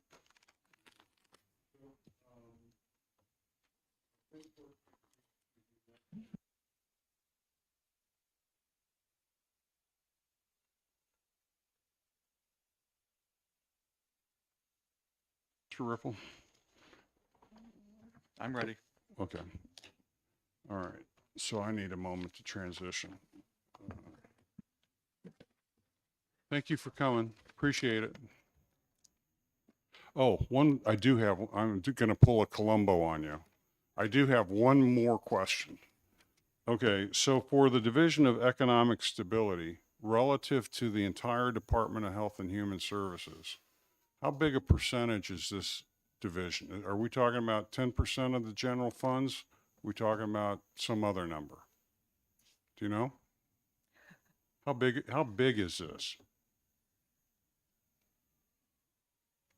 If you give me a moment, I can pull up a document. It may just take a minute. Okay, I'm just trying to get in the ballpark to figure out how big it is.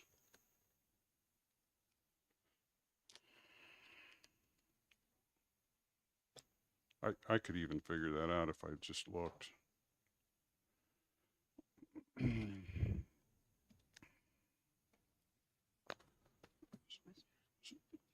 So for Division 3, while Mr. White is doing that, I think we're looking at this document. Is that what we are? We're on the one titled HB2 is introduced for 24-25, dated March 6th. Well, this is what we were using this as a cheat sheet, and we got down to 78, section 227. There are no page numbers, but it is right, 78. 31?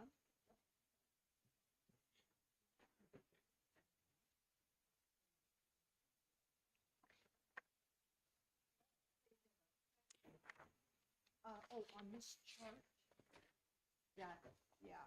So that's about page 6 Of the handout. of the handout. She was looking at the bill. Oh, okay. Where did we leave off? You got through section 226 on page 78, and you'd start off with 227. Sure. Yes. Okay.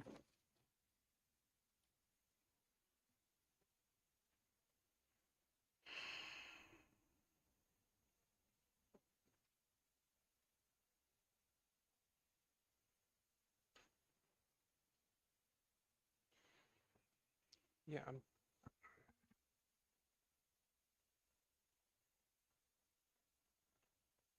it'll just take me a minute. I have a table. I just want to find it. SharePoint's being difficult.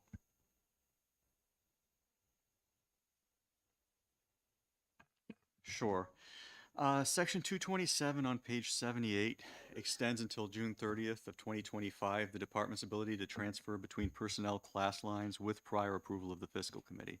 And as Representative Irf pointed out in an email to me earlier today, this one has appeared in previous trailer bills, but I didn't include it in the list that I sent out yesterday. So this has been included in 4 of the last 6 trailer bills. It was not included in 2013 or 2017. And it has been a little more controversial than some of the other boilerplate sections because it does impact the lapse. So most agencies' lapse figures come out of their personnel class lines. So if you allow departments to transfer between personnel class lines, their lapse might go down a little bit. And that's why it was left out in 17. I don't remember why it was left out in 13. Do you all have any history on that? Do you want to do anything to try to make this more permanent, or are you okay with just keeping it going as we have? I didn't hear you. How about we delete it? You want to delete it? Okay. I guess I would like to hear maybe Mr. White tell us about why this is important to the department to have this flexibility. Sure. So if, and I'm sorry, I was multitasking. So we're talking about section 227. Excellent.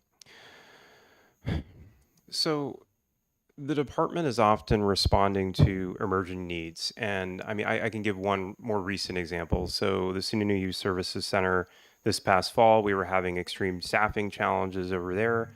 So because we have this ability, we were able to transfer those dollars from some of the vacancies because after this past July, when there was there was an impending closing date of March 1st that has since been eliminated, I think we lost about 33% of our staff. So because of that, because of this provision, we were able to transfer funds into a contract line and temporarily bring in staff, through a contracted provider in order to bridge that gap in a temporary way. I mean, I think that's just kind of one example of the flexibility that this gives us. Flip that around. What would the process have looked like if you had not had this flexibility? Well, any of the dollars in those personnel lines would have lapsed, so it would have increased the overall general fund lapse, and I would have probably either needed to find some kind of HB2 provision that appropriated funds for some other purpose, take money away from that, or amend an existing contract and decrease the price limitation and eliminate services, or try to piecemeal something together through smaller equipment lines or some other smaller line that may otherwise potentially lapse or delay some type of purchase that was previously approved. So this is what I think I just heard you say. I think what I just heard you say was that the need to be able to move money around to fund other personnel, it would not go away. No. What this does is it makes the task of moving the money, transferring the money, much more easy, much more flexible, and that gives you more time to focus on other things. And that given that we can anticipate serious workforce issues in the next 2 years as well, this kind of flexibility seems to be as important as it has been in the past 2 years. Yeah, it creates a nimbleness. And I mean, any of these transfers, I mean, we come through fiscal, we present those before the fiscal committee. And it allows us to be able to respond effectively without a detriment to any existing appropriations for specific projects, or services or needs. So I would agree with your statements. Representative Hull, it wasn't my statement. I was just trying to make sure I heard you right. You Yep. know, okay. So if this wasn't in the budget trailer bill, could you still go to fiscal and ask for that permission to transfer between departments or not? The personnel lines? Yes. No. So if you look at the language, so it's delaying. Excuse me. It's essentially delaying the removal of that authority. So if and Kevin, please correct me if I'm wrong. If it's in a class 10 or a class 12, most agencies aren't able to move those funds. That's correct. Other agencies are unable to move between personnel class lines. Thank you. Representative Wallner for a question. I think Representative Edwards actually made the point that I think that the flexibility that the department probably needs to move fairly nimbly. And I mean, these are sort of like emergencies that come up, and you have to transfer staff from one place to another. So That is correct. So, I mean, most recently, we had flooding at New Hampshire Hospital. So we have several $100,000 of repairs to do as a result of pipes bursting when it was -40-degree wind chill.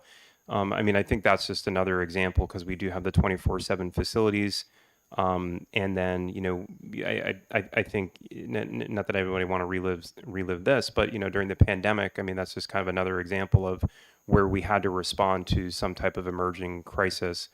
And this authority allows us to do that effectively. And we're not able to move these funds without, you know, without fiscal approval. So there's still an oversight process there to make sure that whatever we're doing is approved by the legislature.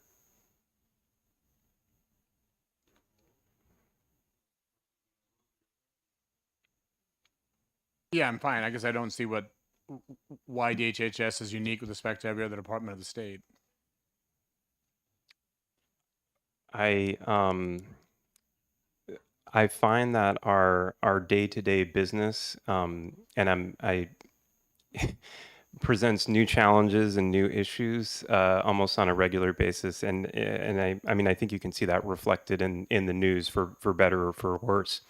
There are often a number of emerging issues that we have to respond to, and this just allows our department to be able to do that a little bit more effectively. And I would defer to the other agencies on what their business needs are. I've worked in other agencies, and I have certainly found that there has never been a day at the Department of Health and Human Services in my 5 years there where I watched the paint dry on the wall, so to speak. It is always busy. There is always something happening, some new issue to respond to. I can't state that enough. May you live in interesting times. So, okay, so there was a suggestion to delete it, the suggestion to keep it the same. I feel like the consensus is basically this is probably pretty good, and of course you're going to caucus on it, no, but this is probably okay. All right. Okay. Okay, section 229 establishes 2 unclassified positions and abolishes 2 classified positions.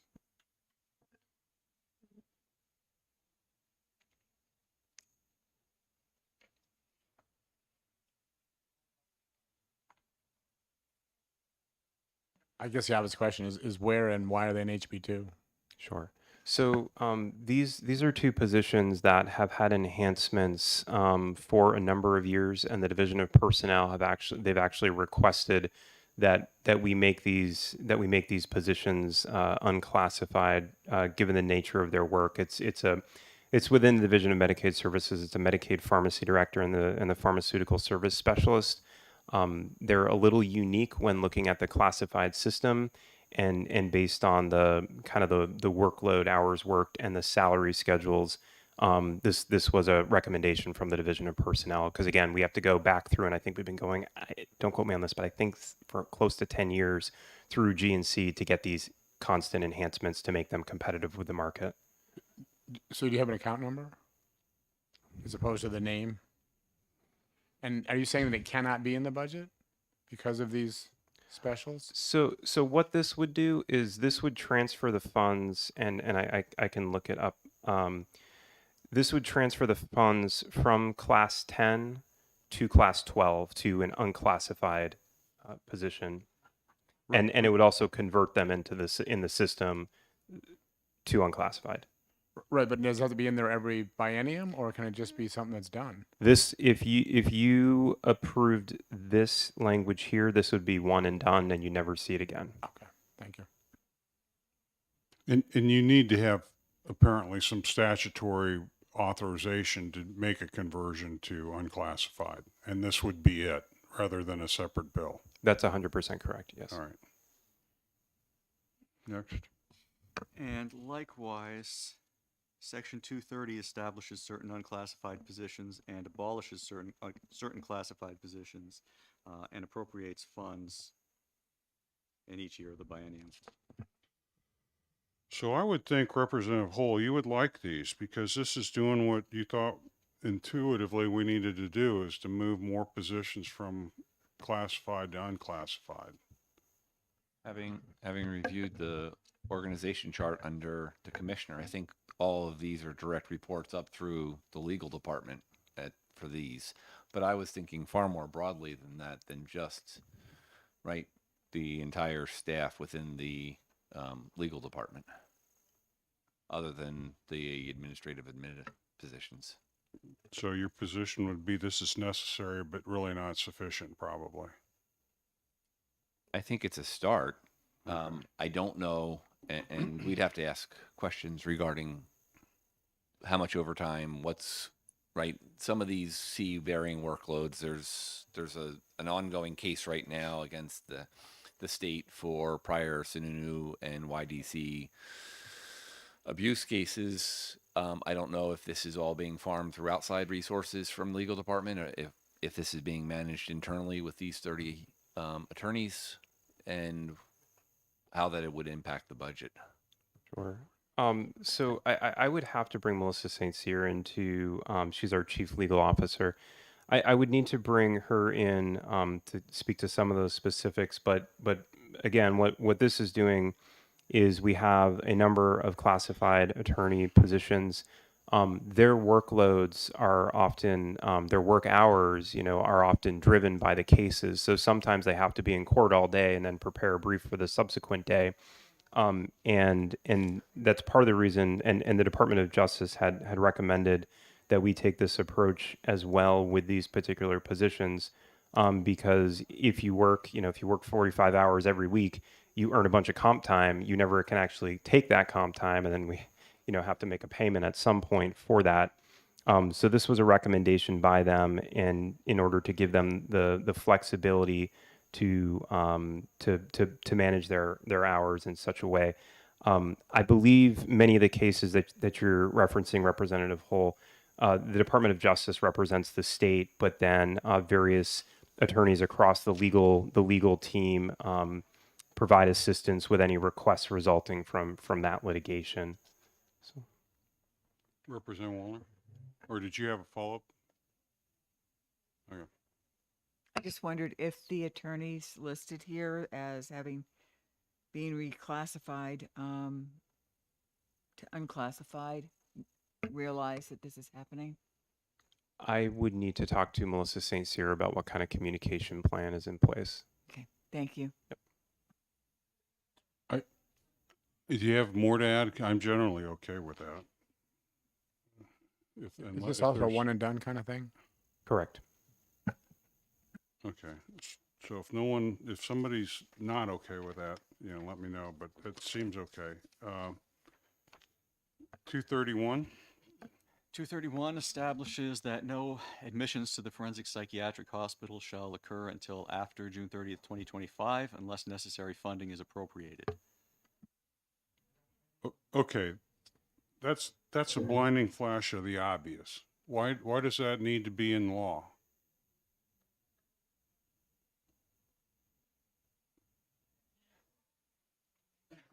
It essentially does what it does. I mean, I don't think it's necessary. The facility probably at this point won't be built until mid 2025, so we're really not looking at the fall or the potentially early winter of the subsequent biennium. We don't have any funding for personnel, so this could go. It could stay. Just sort of under my general desire to get HB2 skinnier, if it isn't necessary, I just shouldn't get rid of it. It doesn't feel necessary. Representative Wallner and then Tulerski. I mean, I don't know, if I look at it, I would think what it may have been there for was if by chance, some miracle, the building was completed in January of 25, that because you would have no budget to run it, you would have no operational budget, no one would be committed there. That is correct. That's what this And- anticipated, right? That it might have gotten finished when there was no budget in place. Yes, early on in our agency request, we were anticipating an earlier opening date. That will not be the case, and so we since zeroed out the request for the forensic facility staff.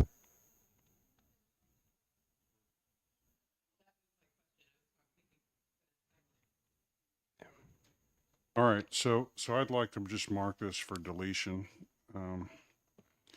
unless it doesn't make sense, but right now it seems like it does. 232. 232 states that the department shall be able to carry forward funds from fiscal 23 in the developmental services, acquired brain disorder, and in-home support funds. And I would just note that this ability is already authorized by RSA 171A8B, which makes each of those three funds non-lapsing and continually appropriated to the department. So the takeaway is this is already in law, and this this section might be redundant. It seems that way to me. I don't know if Nathan has a different perspective. So the funds that are the dollars that are continually appropriated to these funds, and Kevin, I don't know if you know the answer. They are general funds. We're currently projecting about a $55 million carry forward in the DD account. How that would be represented within this budget is kind of an open question. Whether we would need these funds for 2024 and whether we would need this explicit language is kind of an open question, because typically when we have a continually appropriated non-lapsing fund, like a revolving fund, we have a specific funding source, and typically that's non-general funds.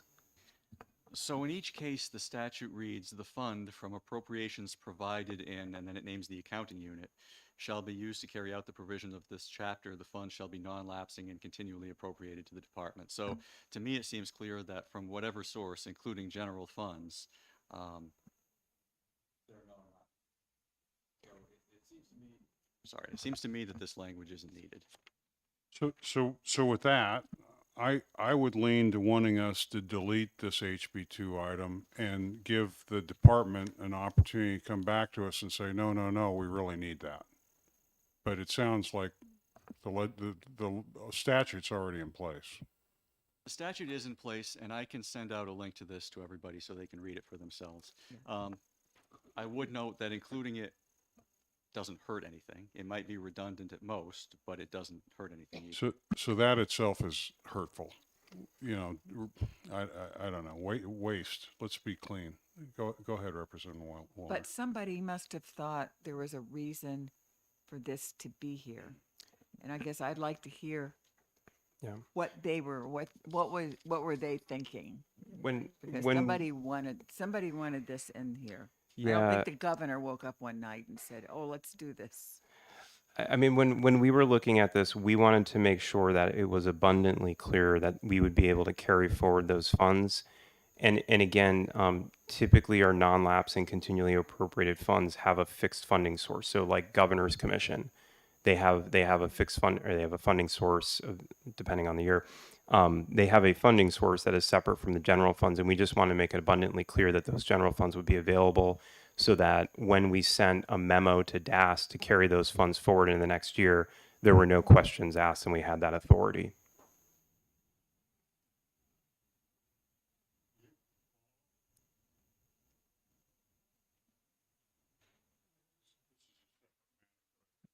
Days to get that. Oh, thank you, sir.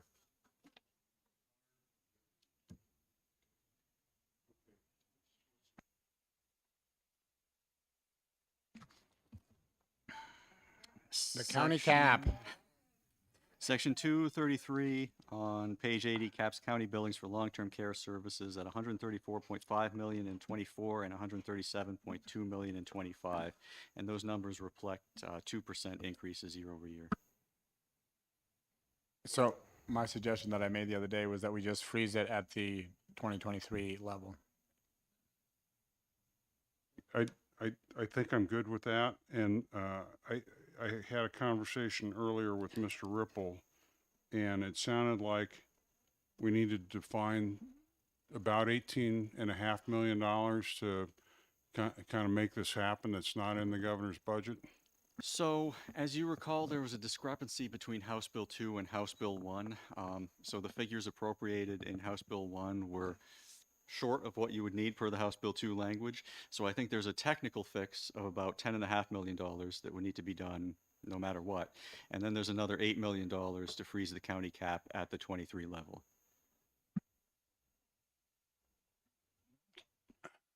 Is anyone opposed to finding the $18.5 million to execute this HB2 line item.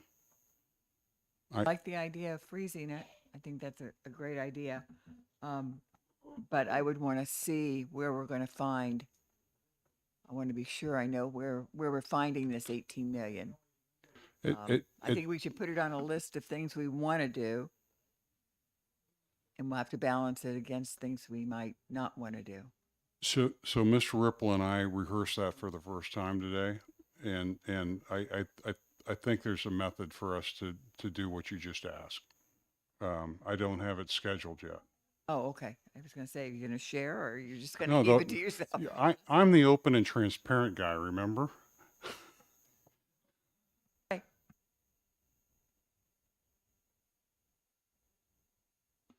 All right, so I think we're aligned on this. So we can go to the next one. Okay, section 234 on page 80 appropriates funds to the Choices for Independence program. Can I ask a question? So can you explain to me how this is above and beyond the 3%, correct?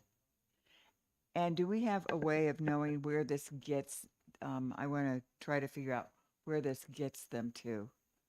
Sure. So, what you're seeing here, again, similar to some of the other issues that we've seen, it's kind of a function of us trying to hit that 3%, and then we had leftover I don't want to call them leftover, but we had prioritized needs outside of that, and then these were the amounts that were appropriated in HB2, and so the dollars here, these are based on, these would ensure that we have adequate funds to provide services for existing levels as well as additional projected service level needs. But does that mean you're talking about additional services, but not necessarily a rate increase? Additional services, not a rate increase, yes. Here, yep. And this is the group that can't hire anybody I mean, I'm having a hard time understanding how they're going to provide additional services when their rate is so low they can hardly hire anybody. So that's not for you to just a comment. So this is one place we could find funds to help the county cap. Okay, so I may be wrong, but my reaction to this was just a little bit different. My reaction is that I think in general the CFI program is a good investment. Other than what Representative Wallner just pointed out, is that you can throw money at something without the people to execute it. If we don't change the rates, we're not going to end up spending it on extra services anyways. I think that was your observation. Yes. My thought on that would be, putting aside that practical problem, I'd rather see this principally just put into HB1 instead of HB2. Just put the money into the operational budget and let the people who execute that program know what they've got. But if you can't spend it, you know the nursing homes need it. They can spend it. They will spend it.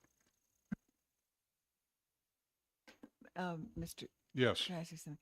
So what would this, instead of additional services, what would this translate to if we used it as a rate increase for these providers?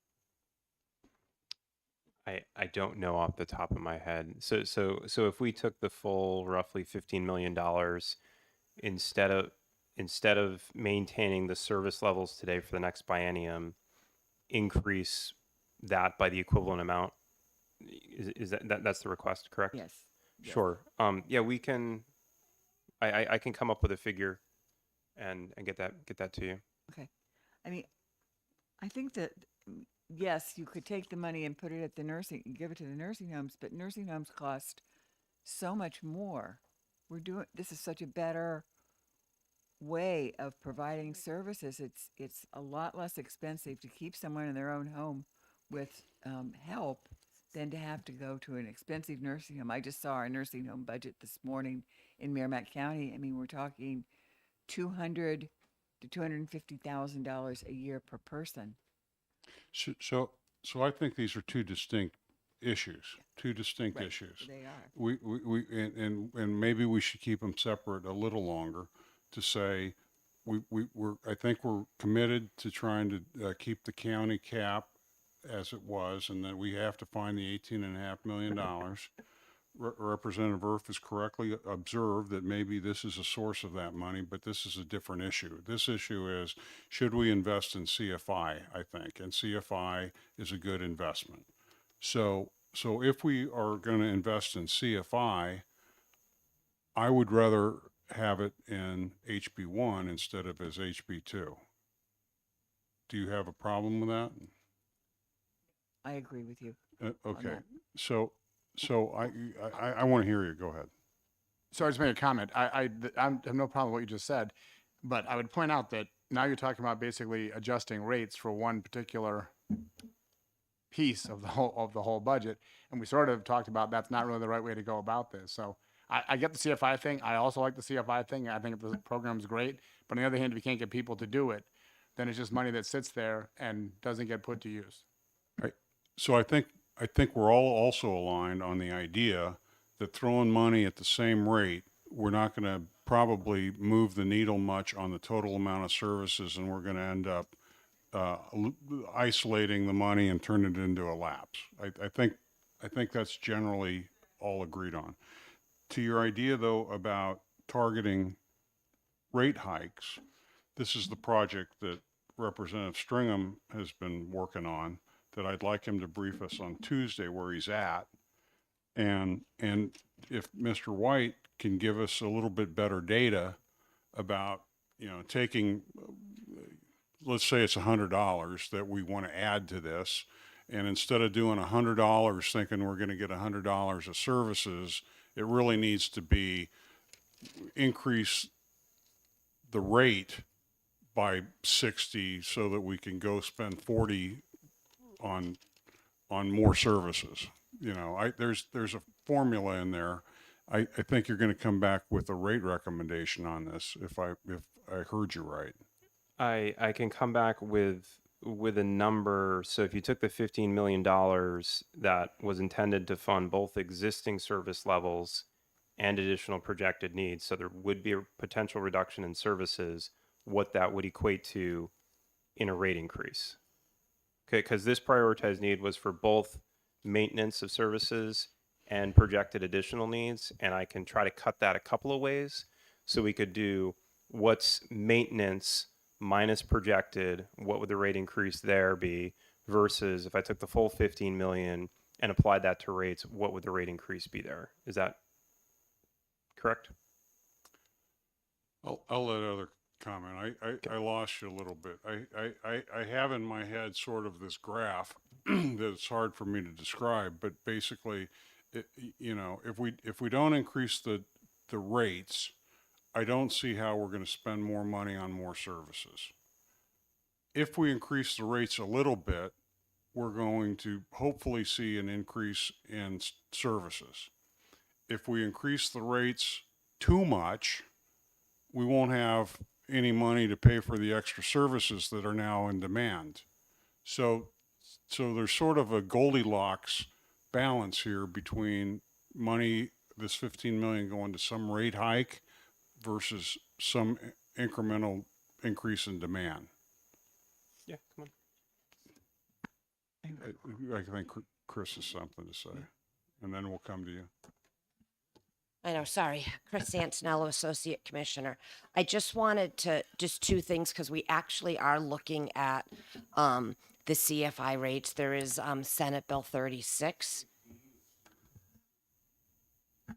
Did you CFI. CFI. I Yeah, just sorry. heard you wrong. I just had I couldn't hear either. It's must be something. So Senate Bill 36, and actually Senate Bill 86, which is looking at rates. But one of the things we actually were talking about today in Senate Bill 36 is one of the things we need to do with the Choices for Independence is really look at a true rate study and really understand what is the cost to provide the services. And I think and I think Melissa spoke about this a little bit, and Gina Bacchus has also talked, is within the senior services, we have different funding streams and they all have different rates based on the funding stream. But at the end of the day, it's the same services that's being provided. And so we really want to make sure we have parity across all of the different programs serving the same population. And so so one of the things we've been looking at is if we look at the 3% rate increase in the governor's budget, we also look at a rate increase in Senate Bill 86 and at the same time do the rate study so we can really understand what is the true cost to provide these services. That's all good. That's going to take time. What I'm looking for is the short term. What can we do to make it better than it is without breaking something? And if we can increase the rates a little bit as part of Representative Stringham's rate study, and then allocate this to thinking we really will get more services. That's where I'd be happy at the end of March. Everything you just said can't possibly happen by the end of March, and that's all my focus is. Agree. I think what I was saying is just really for the long-term sustainability of the programs. And I think, like Nathan said, some of these dollars will go to maintain existing services as well. So, Nathan, how much did we lapse in this area? Or how much are we anticipated to lapse? We actually aren't anticipated. We actually carried forward dollars from last year in to cover services for this year. And then anything that we do not spend actually gets distributed to providers. So how much did we distribute? We haven't distributed any because we needed money from last year to cover the services in this year. So at the end of the biennium, we would look to see what is left and it goes to providers, but I believe it's projected like under $2 million. It's not high. This is related to account 2152 and the class note for the 504, where we're supposed to make that payout. And we've been working with CMS because it technically doesn't follow standard Medicaid protocol. And we're trying to figure out whether we can actually do that or not. So just that's still something that we're working through.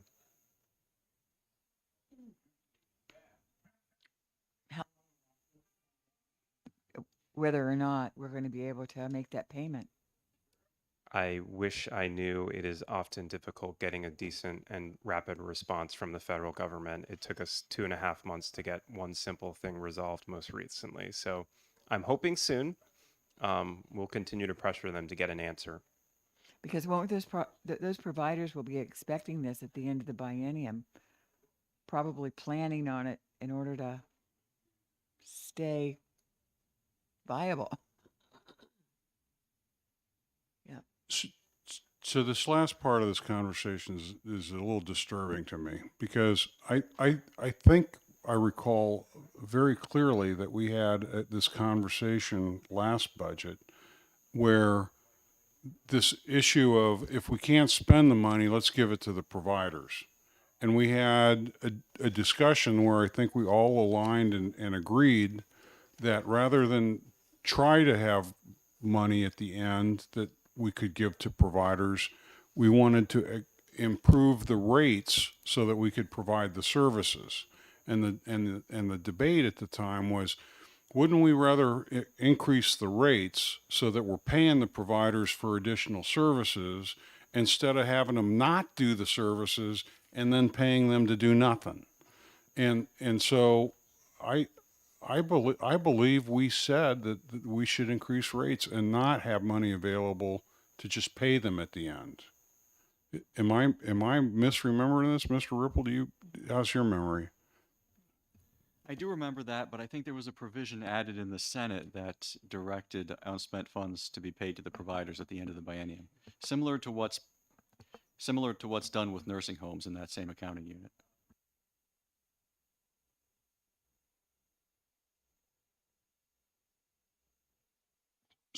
So I'd like to continue to think that the House position on this is that we would rather have the money go to higher rates so that the services are provided rather than turn out to be bonus checks for not providing service at the end of the biennium.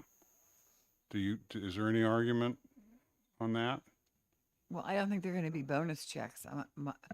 I really don't think they're going to be bonus checks. I think they're going to be checks that are going to be really needed. But just checks for not delivering a service. But their rates have been way too low. And so in order to keep these agencies viable and being able to have enough employees to deliver the services, I think we've either got to get the rates up or we got to give them what's left over at the end. I mean, doesn't seem like it makes a lot of sense, but we need to get these rates up. I think we're in agreement then. It would be better to get the rates up so that we can deliver more services than to wait to the end of the 2 years to give checks to just keep the places alive. It sounds like it sounds like we're still waiting to see whether we can really give those checks or not.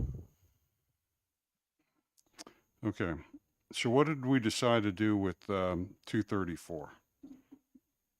We're going to get some more information from you, a recommendation on what we can get away with in terms of improving rates here, see if it makes sense in the context of what Representative Stringham is doing. So we have like one approach for our targeted rate increases, and then we'll see what happens to that 15 million. Meanwhile, we still have 18.5 to look for the county cap. That's my summary. Okay. 235. Section 235 appropriates 20.5 million in fiscal 23 for maintenance of the MMIS system.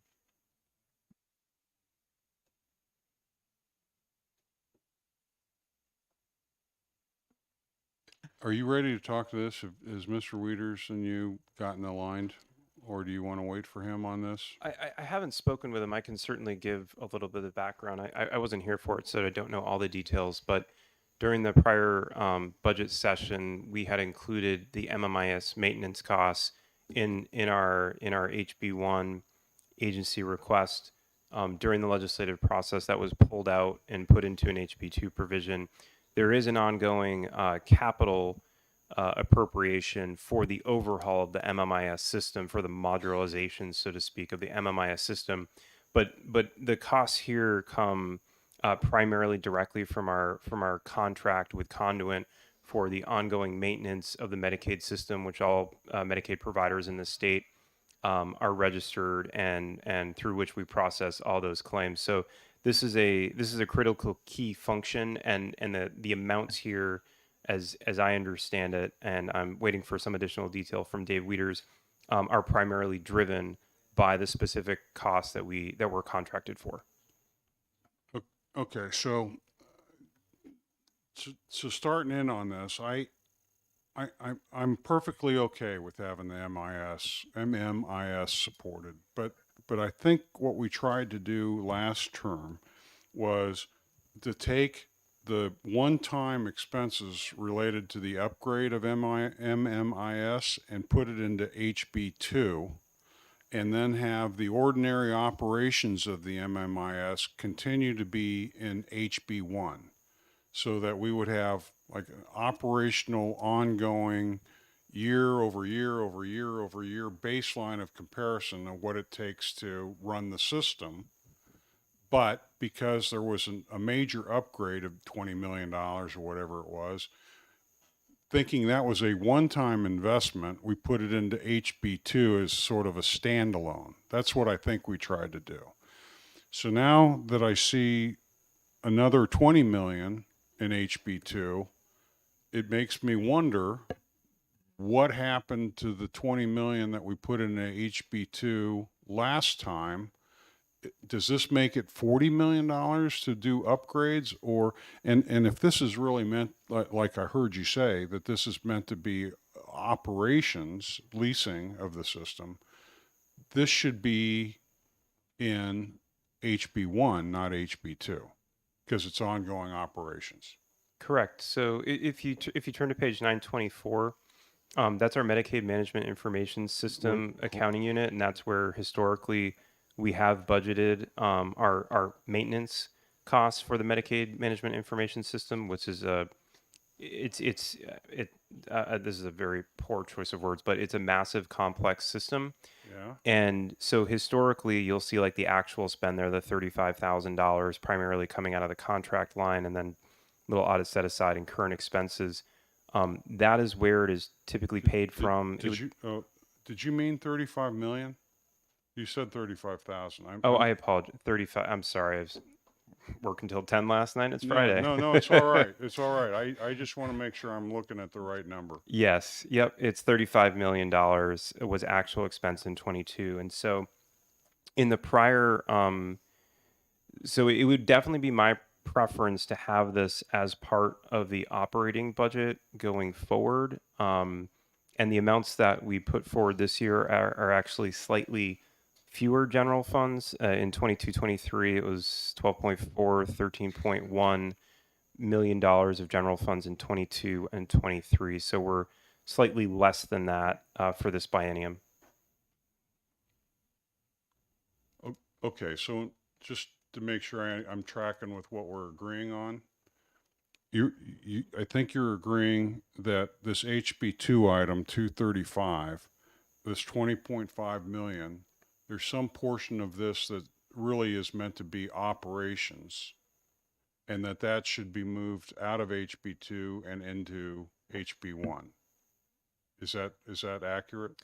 That is accurate. One challenge that I think is before us is that this appropriation is made with the state fiscal year 23 surplus dollars.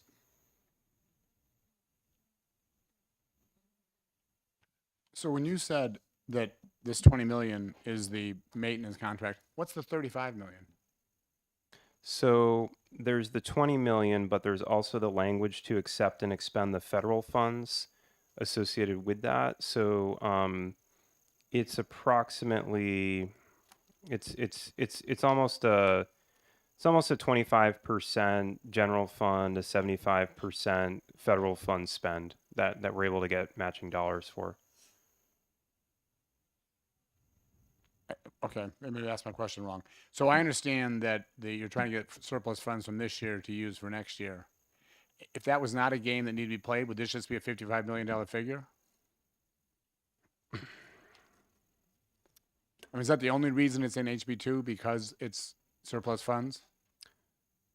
The reason that it's in HB2 is because it was in HB2 last time, and in order to hit the 3%, we were unable to get incorporated into our operating budget.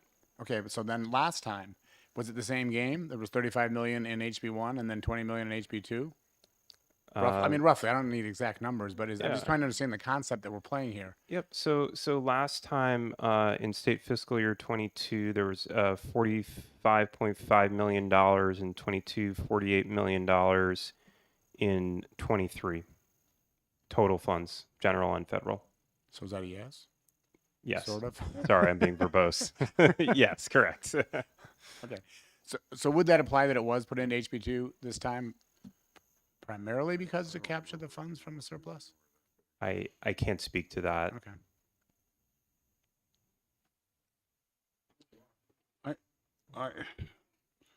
So here's kind of one of my dilemmas, but I guess the dilemma is mitigated by the fact that we're essentially reserving 23 surplus to spend in the next budget. It would help me to know, if it were true, especially, that surplus is because we underspent what we intended to spend in the one-time implementation of the MMIS upgrade. If we had an MMIS upgrade plan and we had money budgeted against it, and for whatever reason we weren't able to spend it on a timely basis, having that money roll forward into the next fiscal year, I got no issue with. That makes sense. What I'm trying to track is,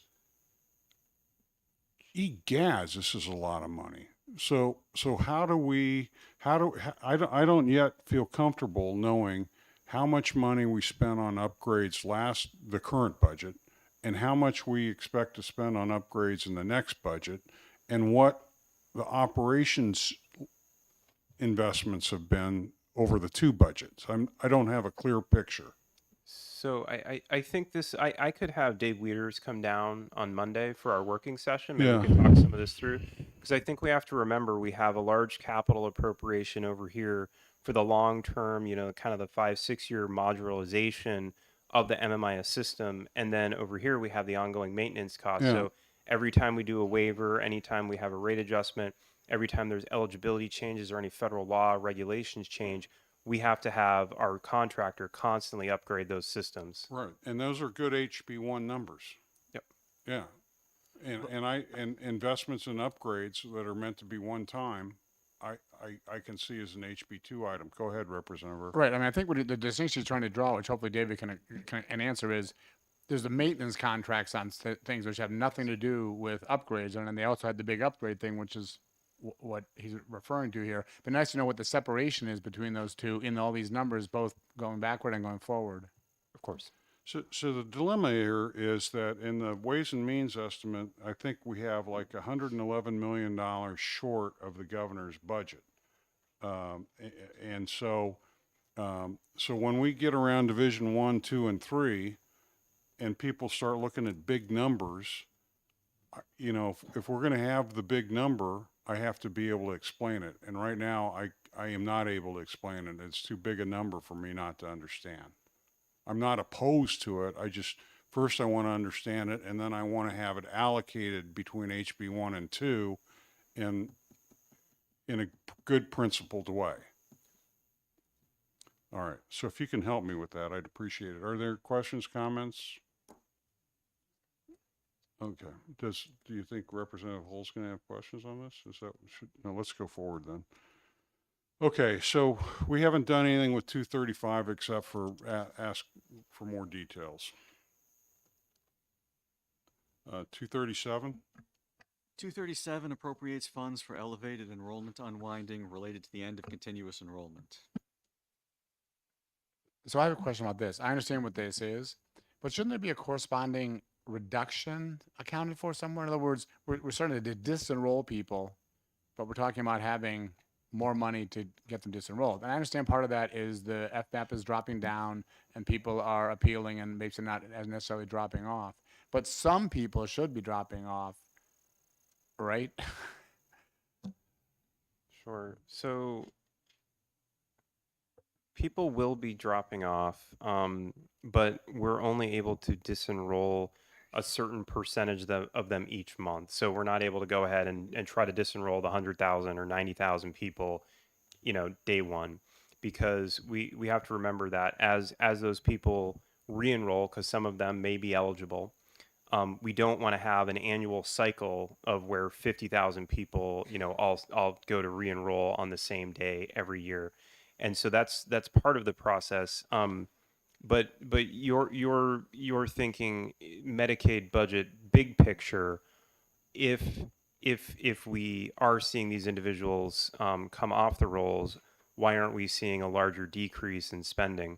Henry Littman, when he's been down here, he's pointed out that one of the biggest areas of enrollment growth has been in the expanded Medicaid area, and that's a 90-10 match, and again, you're not necessarily seeing that in the accounts within our budget today, and because that's a 90-10 match, a smaller dollar amount is needed for that, but because it's a 90-10 match, 90 being the federal government, 10 being the general, we're not going to see those kind of expected decreases in spend. But nor do you have the costs. I mean, they're picking up 90% of it. Yes. Basically, I think the 16, and it's a pretty darn precise number here. I'd like to see the equation that I'm sure you must have been, or somebody did, the whole FMAP thing over the next 9 months or whatever it is. Yeah, 10 I months. can absolutely share that spreadsheet. Okay, thanks. Sure. Representative Nordgren? Thank you, Mr. Chair. Did we resolve the question on 234 and 235 I think we brought up the issue of whether or not they should be in House Bill 1. So did we decide, no, we weren't doing that, or did we finish that discussion, or? I think I summarized it, but just to make sure I communicated it right, Mr. White, what do you think we agreed to on 235? What would I like you to agree to, or what do I think we No, agreed to? no, what we actually did. I think we agreed that I needed to bring Dave down here to give you more information so that you have the decision available to you. My preference would be operating budget, so we can get it back in the operating budget, because we do expect it to continue to be an ongoing cost into future biennia. And to the extent that there is legitimate one-time capital kind of things, that's okay to live in HB2. I just need to know where it's going to go. I would agree. Yep. But I would like to clarify one thing. Wait, Going- I want to make sure Representative Nordgren's, okay. Go ahead, Representative Wallner. So going back to the unwind of the Medicaid. Sure. That's all in 23 also. That's all this year's surplus. So Yes. how is that going to work? Are you going to put that in, I mean, you're going to use it over the next year, right? Yes. Yep. That's correct. It's coming out of the state fiscal 23 year surplus for what what will be a one-time expense. Again, the Medicaid unwind and continuous enrollment is a bit of a historical anachronism. So we would roll that into our standard Medicaid account and CHIP account and use it to pay for those costs there.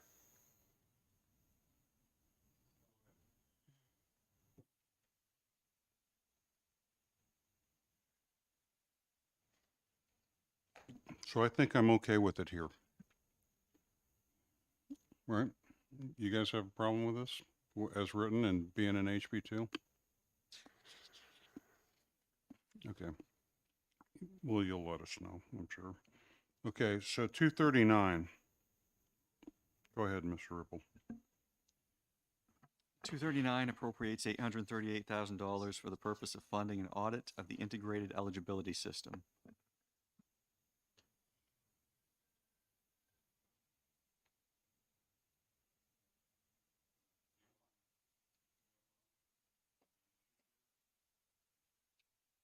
I wondered why it wasn't in HB1. This was originally included as one of our prioritized needs. And And they're now it's rolling, capturing FY23. and they're funds. rolling 23 money forward. Yeah. Is it, and I think this is the only way to roll 23 money forward is in HB2, isn't it? This is the only vehicle for that. Yes. Go ahead. Can I just add a really basic newbie question? So if we're taking 23 funds from the surplus to pay for these items, this has nothing to do with the revenue estimates or the governor's budgets in terms of cutting. However, we could take this surplus. Okay. No, go no, ahead. the first part of your statement was true, has nothing to do with revenue estimates. Second part is it definitely relates to the governor's budget. Because we could have taken these funds For and some- applied them. Oh, Elsewhere. gotcha. I appreciate that, Claire. Still learning.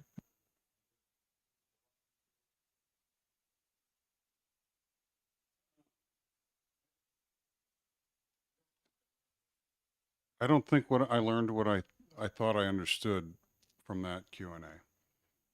You know, I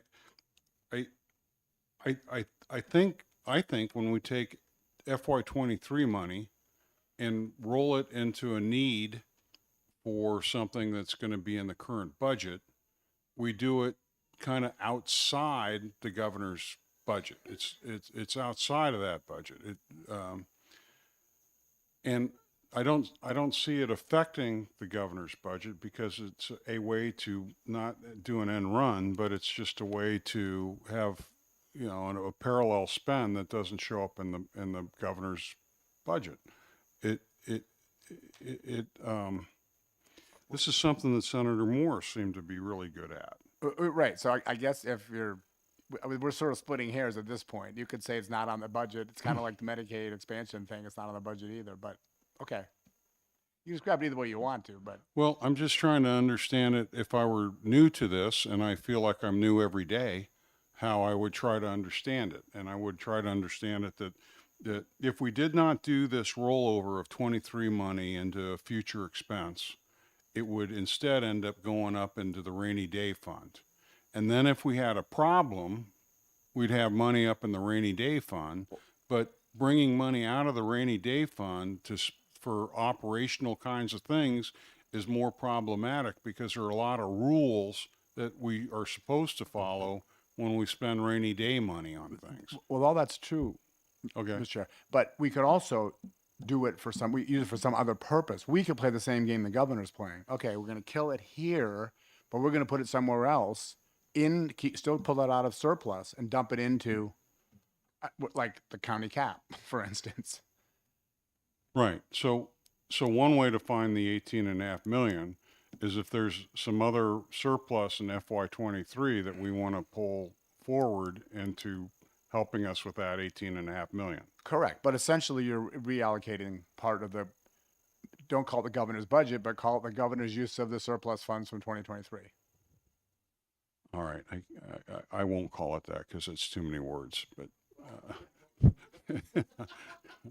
yeah, Can I call? Can go I, ahead. One last clarification in my brain. So when we talk about finding money to cut to meet the revenue estimates, is this 2023 money something? If we cut, let's say we decide the 20 million for the MMIS thing, which of course we're not going to do. But if we decide that 20 million, we're going to cut that and save that off the budget. Does that 2023 money count? You know what I'm saying? I think it depends what you do with it.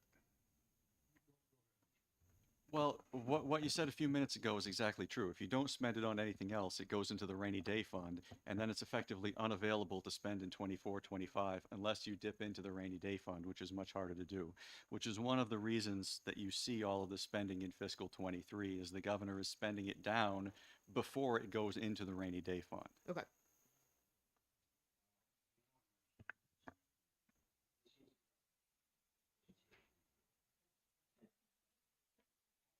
No, you're right. I'm just thinking, the 2-year 24-25 is the governor's budget, but you're absolutely right. Your semantics were perfect. And when we discuss a total, the governor presented a budget with this total. It includes all of this in HB2 and these I got a nerve, and the 23 funds. Well, it does depend on how you define the budget. If you're defining it as Okay. House Bill 1, then no, it doesn't include the 23 money. But if you're looking at the governor's surplus statement or the surplus statement that our office will put together for the legislature, then yes, it will show that fiscal 23 spending. Is this fun? If this was easy, everyone could do it. So go ahead. So I just want to check with Kevin about something else. So people toss around the number of $131 million. Revenues are less, $131 million from the governor's budget. And when they say that, they're talking about the governor's budget as being House Bill 1.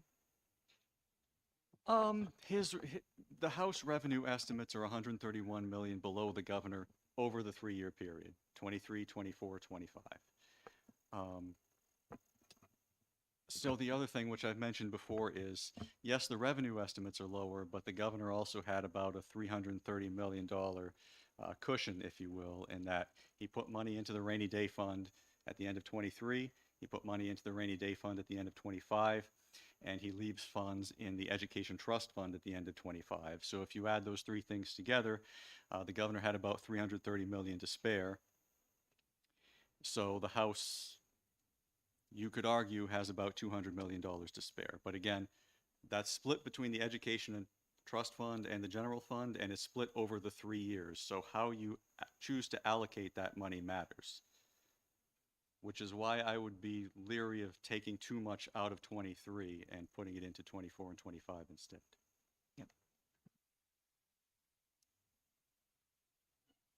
Okay, so that's a general caution. Be careful moving 23 money into the future. Okay, is there anything specific that you've seen in HB2 that we should specifically focus on with the red flag? No, I don't think so. My only thought is if I were looking to move money between years, I would be trying to find one-time expenditures in 24, 25 that you could move into 23 rather than the other way around. Okay. All right. Um, so where are we? 230, did we just do 239?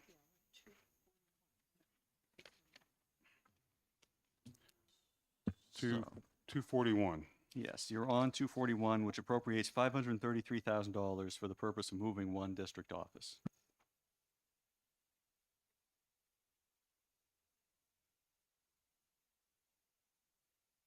So is that 23 money? It says it is. Is it? Yes. It should be a one-time project. Does that meet the Ripple criteria?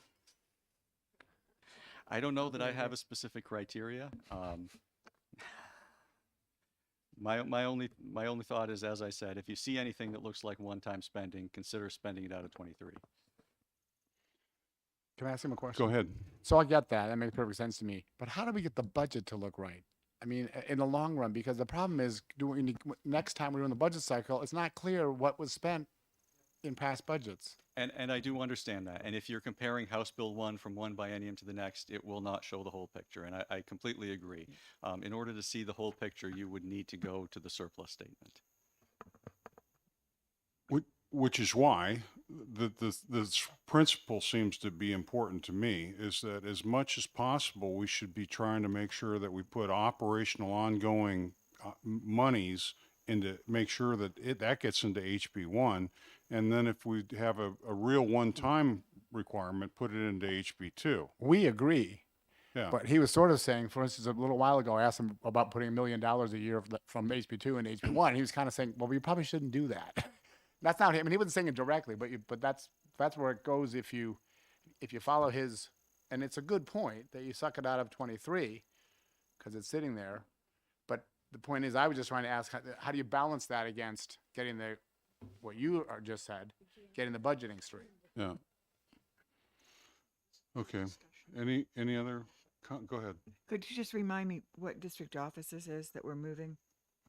This is, I'm sorry.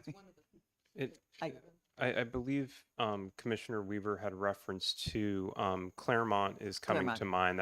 I know that's been a challenging space. Okay, thank you. Just a general comment, that seems like a lot of money to move in what seems to be a small office, but I'll leave that. Do we want to go on now to 243?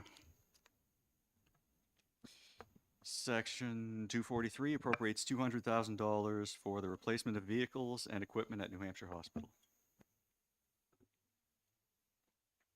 Okay. All right. Next. Section 245 appropriates $1.5 million for the purpose of hiring IT consultants to manage projects and perform analysis to streamline business processes.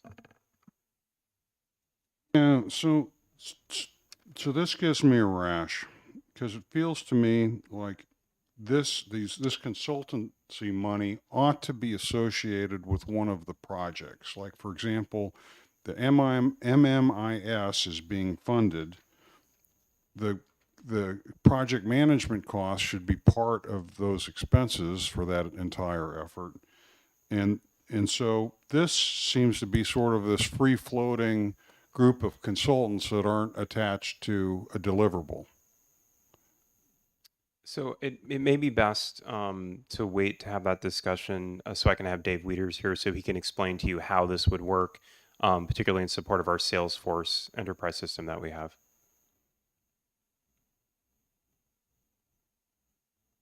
Okay, so if it were tied to a specific system, that would help. And then if it were tied to a specific system that needed a one-time upgrade, then living in HB2 is kind of compatible with the way I view this. But just having humans coming in at an HB2 level unattached to anything just doesn't feel right. Sure. Yeah, I'll have Dave come down. I'll see if he's available on Monday, and we can get into specifics. Okay, any comments on that? All right, thank you. 247, So Section 245 appropriated funds to manage projects and perform analysis. Section 247 appropriates funds to hire IT consultants to develop and implement automated solutions to streamline business processes. so everything I just said, I'd say again.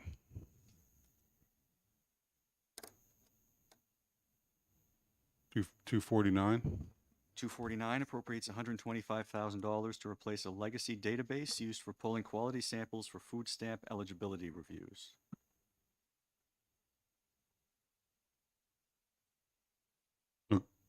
I'm feeling okay with that. Anyone dispute it? Okay, go ahead. Section 251 appropriates $410,000 to replace switches, routers, and wireless access points at HHS district offices. Okay, this is where it gets a little dicey. A lot of that feels like it wants to be one-time money, but when you get into something that has such a short lifespan, like a switch, a router, wireless technologies, to me it feels like that really ought to be more on an operational side of the budget. Do you have a difference?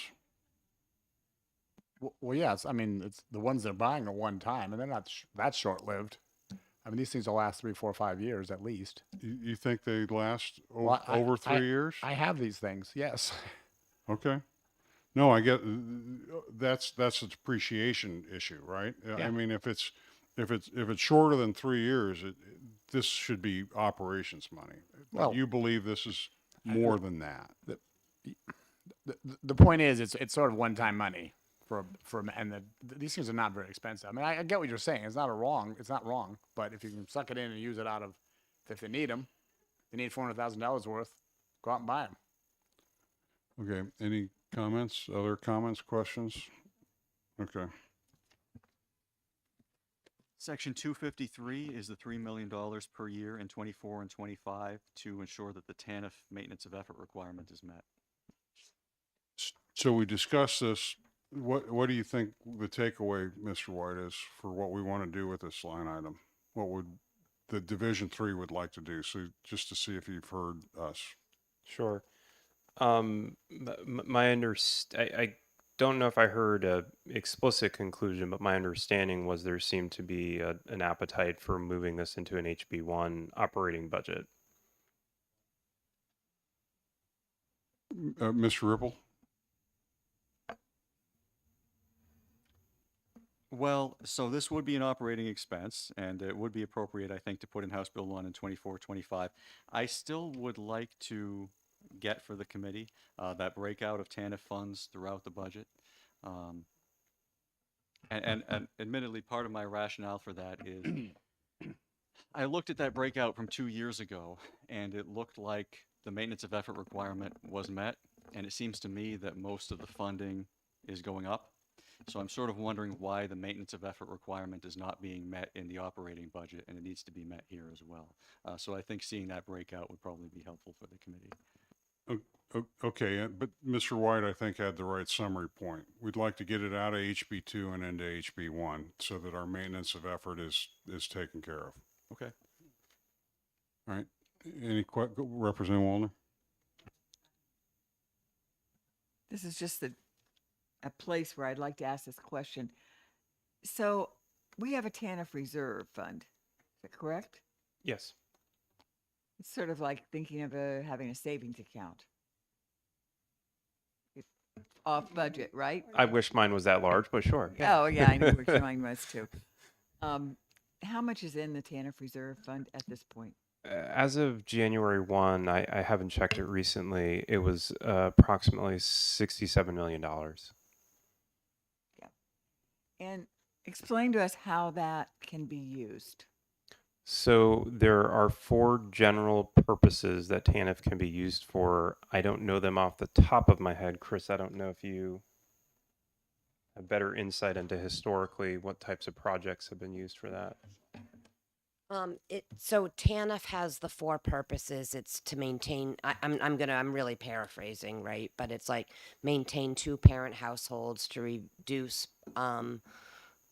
poverty, increase self-sufficiency. So really the TANF balance dollars, should really be used for programs in that area. So that could be in some home visiting programs or childcare. You know, if we use it, sometimes to avoid a wait list in childcare, we would then pull, our TANF balance dollars. Okay. During the last budget in House Bill 2, there was the provision that if childcare monies for the scholarships were drawn down, that you could use TANF reserve funds. I think you had to come to fiscal Yep. to do it, but they were some of that $67 million could be used so Yes. that there wouldn't be a wait list Mhm. and so that kids wouldn't lose childcare in the Right. middle of January or something. And of the we second year. chose to not put it in the budget, childcare budget, but to have the language that we can use TANF balance so it doesn't get tied up. Except it isn't here. Oh, but I don't think we need, I think we just have to go to fiscal to request a transfer. Where do you see that? See which, Where do you see that if if a childcare wait list develops, that you could use TANF reserve money by going to fiscal? So we would just go through the standard accept and expend process to accept those federal dollars from the TANF reserve into the budget to be able to spend those. If we put that provision as it was in House Bill 2 last time, you wouldn't have any problem with that, because if you can do it anyway and we specify in House Bill 2 that you can do it, I think it would it would actually, I think, make the childcare community feel more comfortable. Sure. Yep. It was chapter 91, section 325, and it requires a quarterly report to fiscal. So it doesn't Right. look like fiscal committee approval was required. Yep. Yep. And so if we put that in there again, We okay, would and not then be we'd- opposed to that we'd at all. continue to get the quarterly reports. Yep.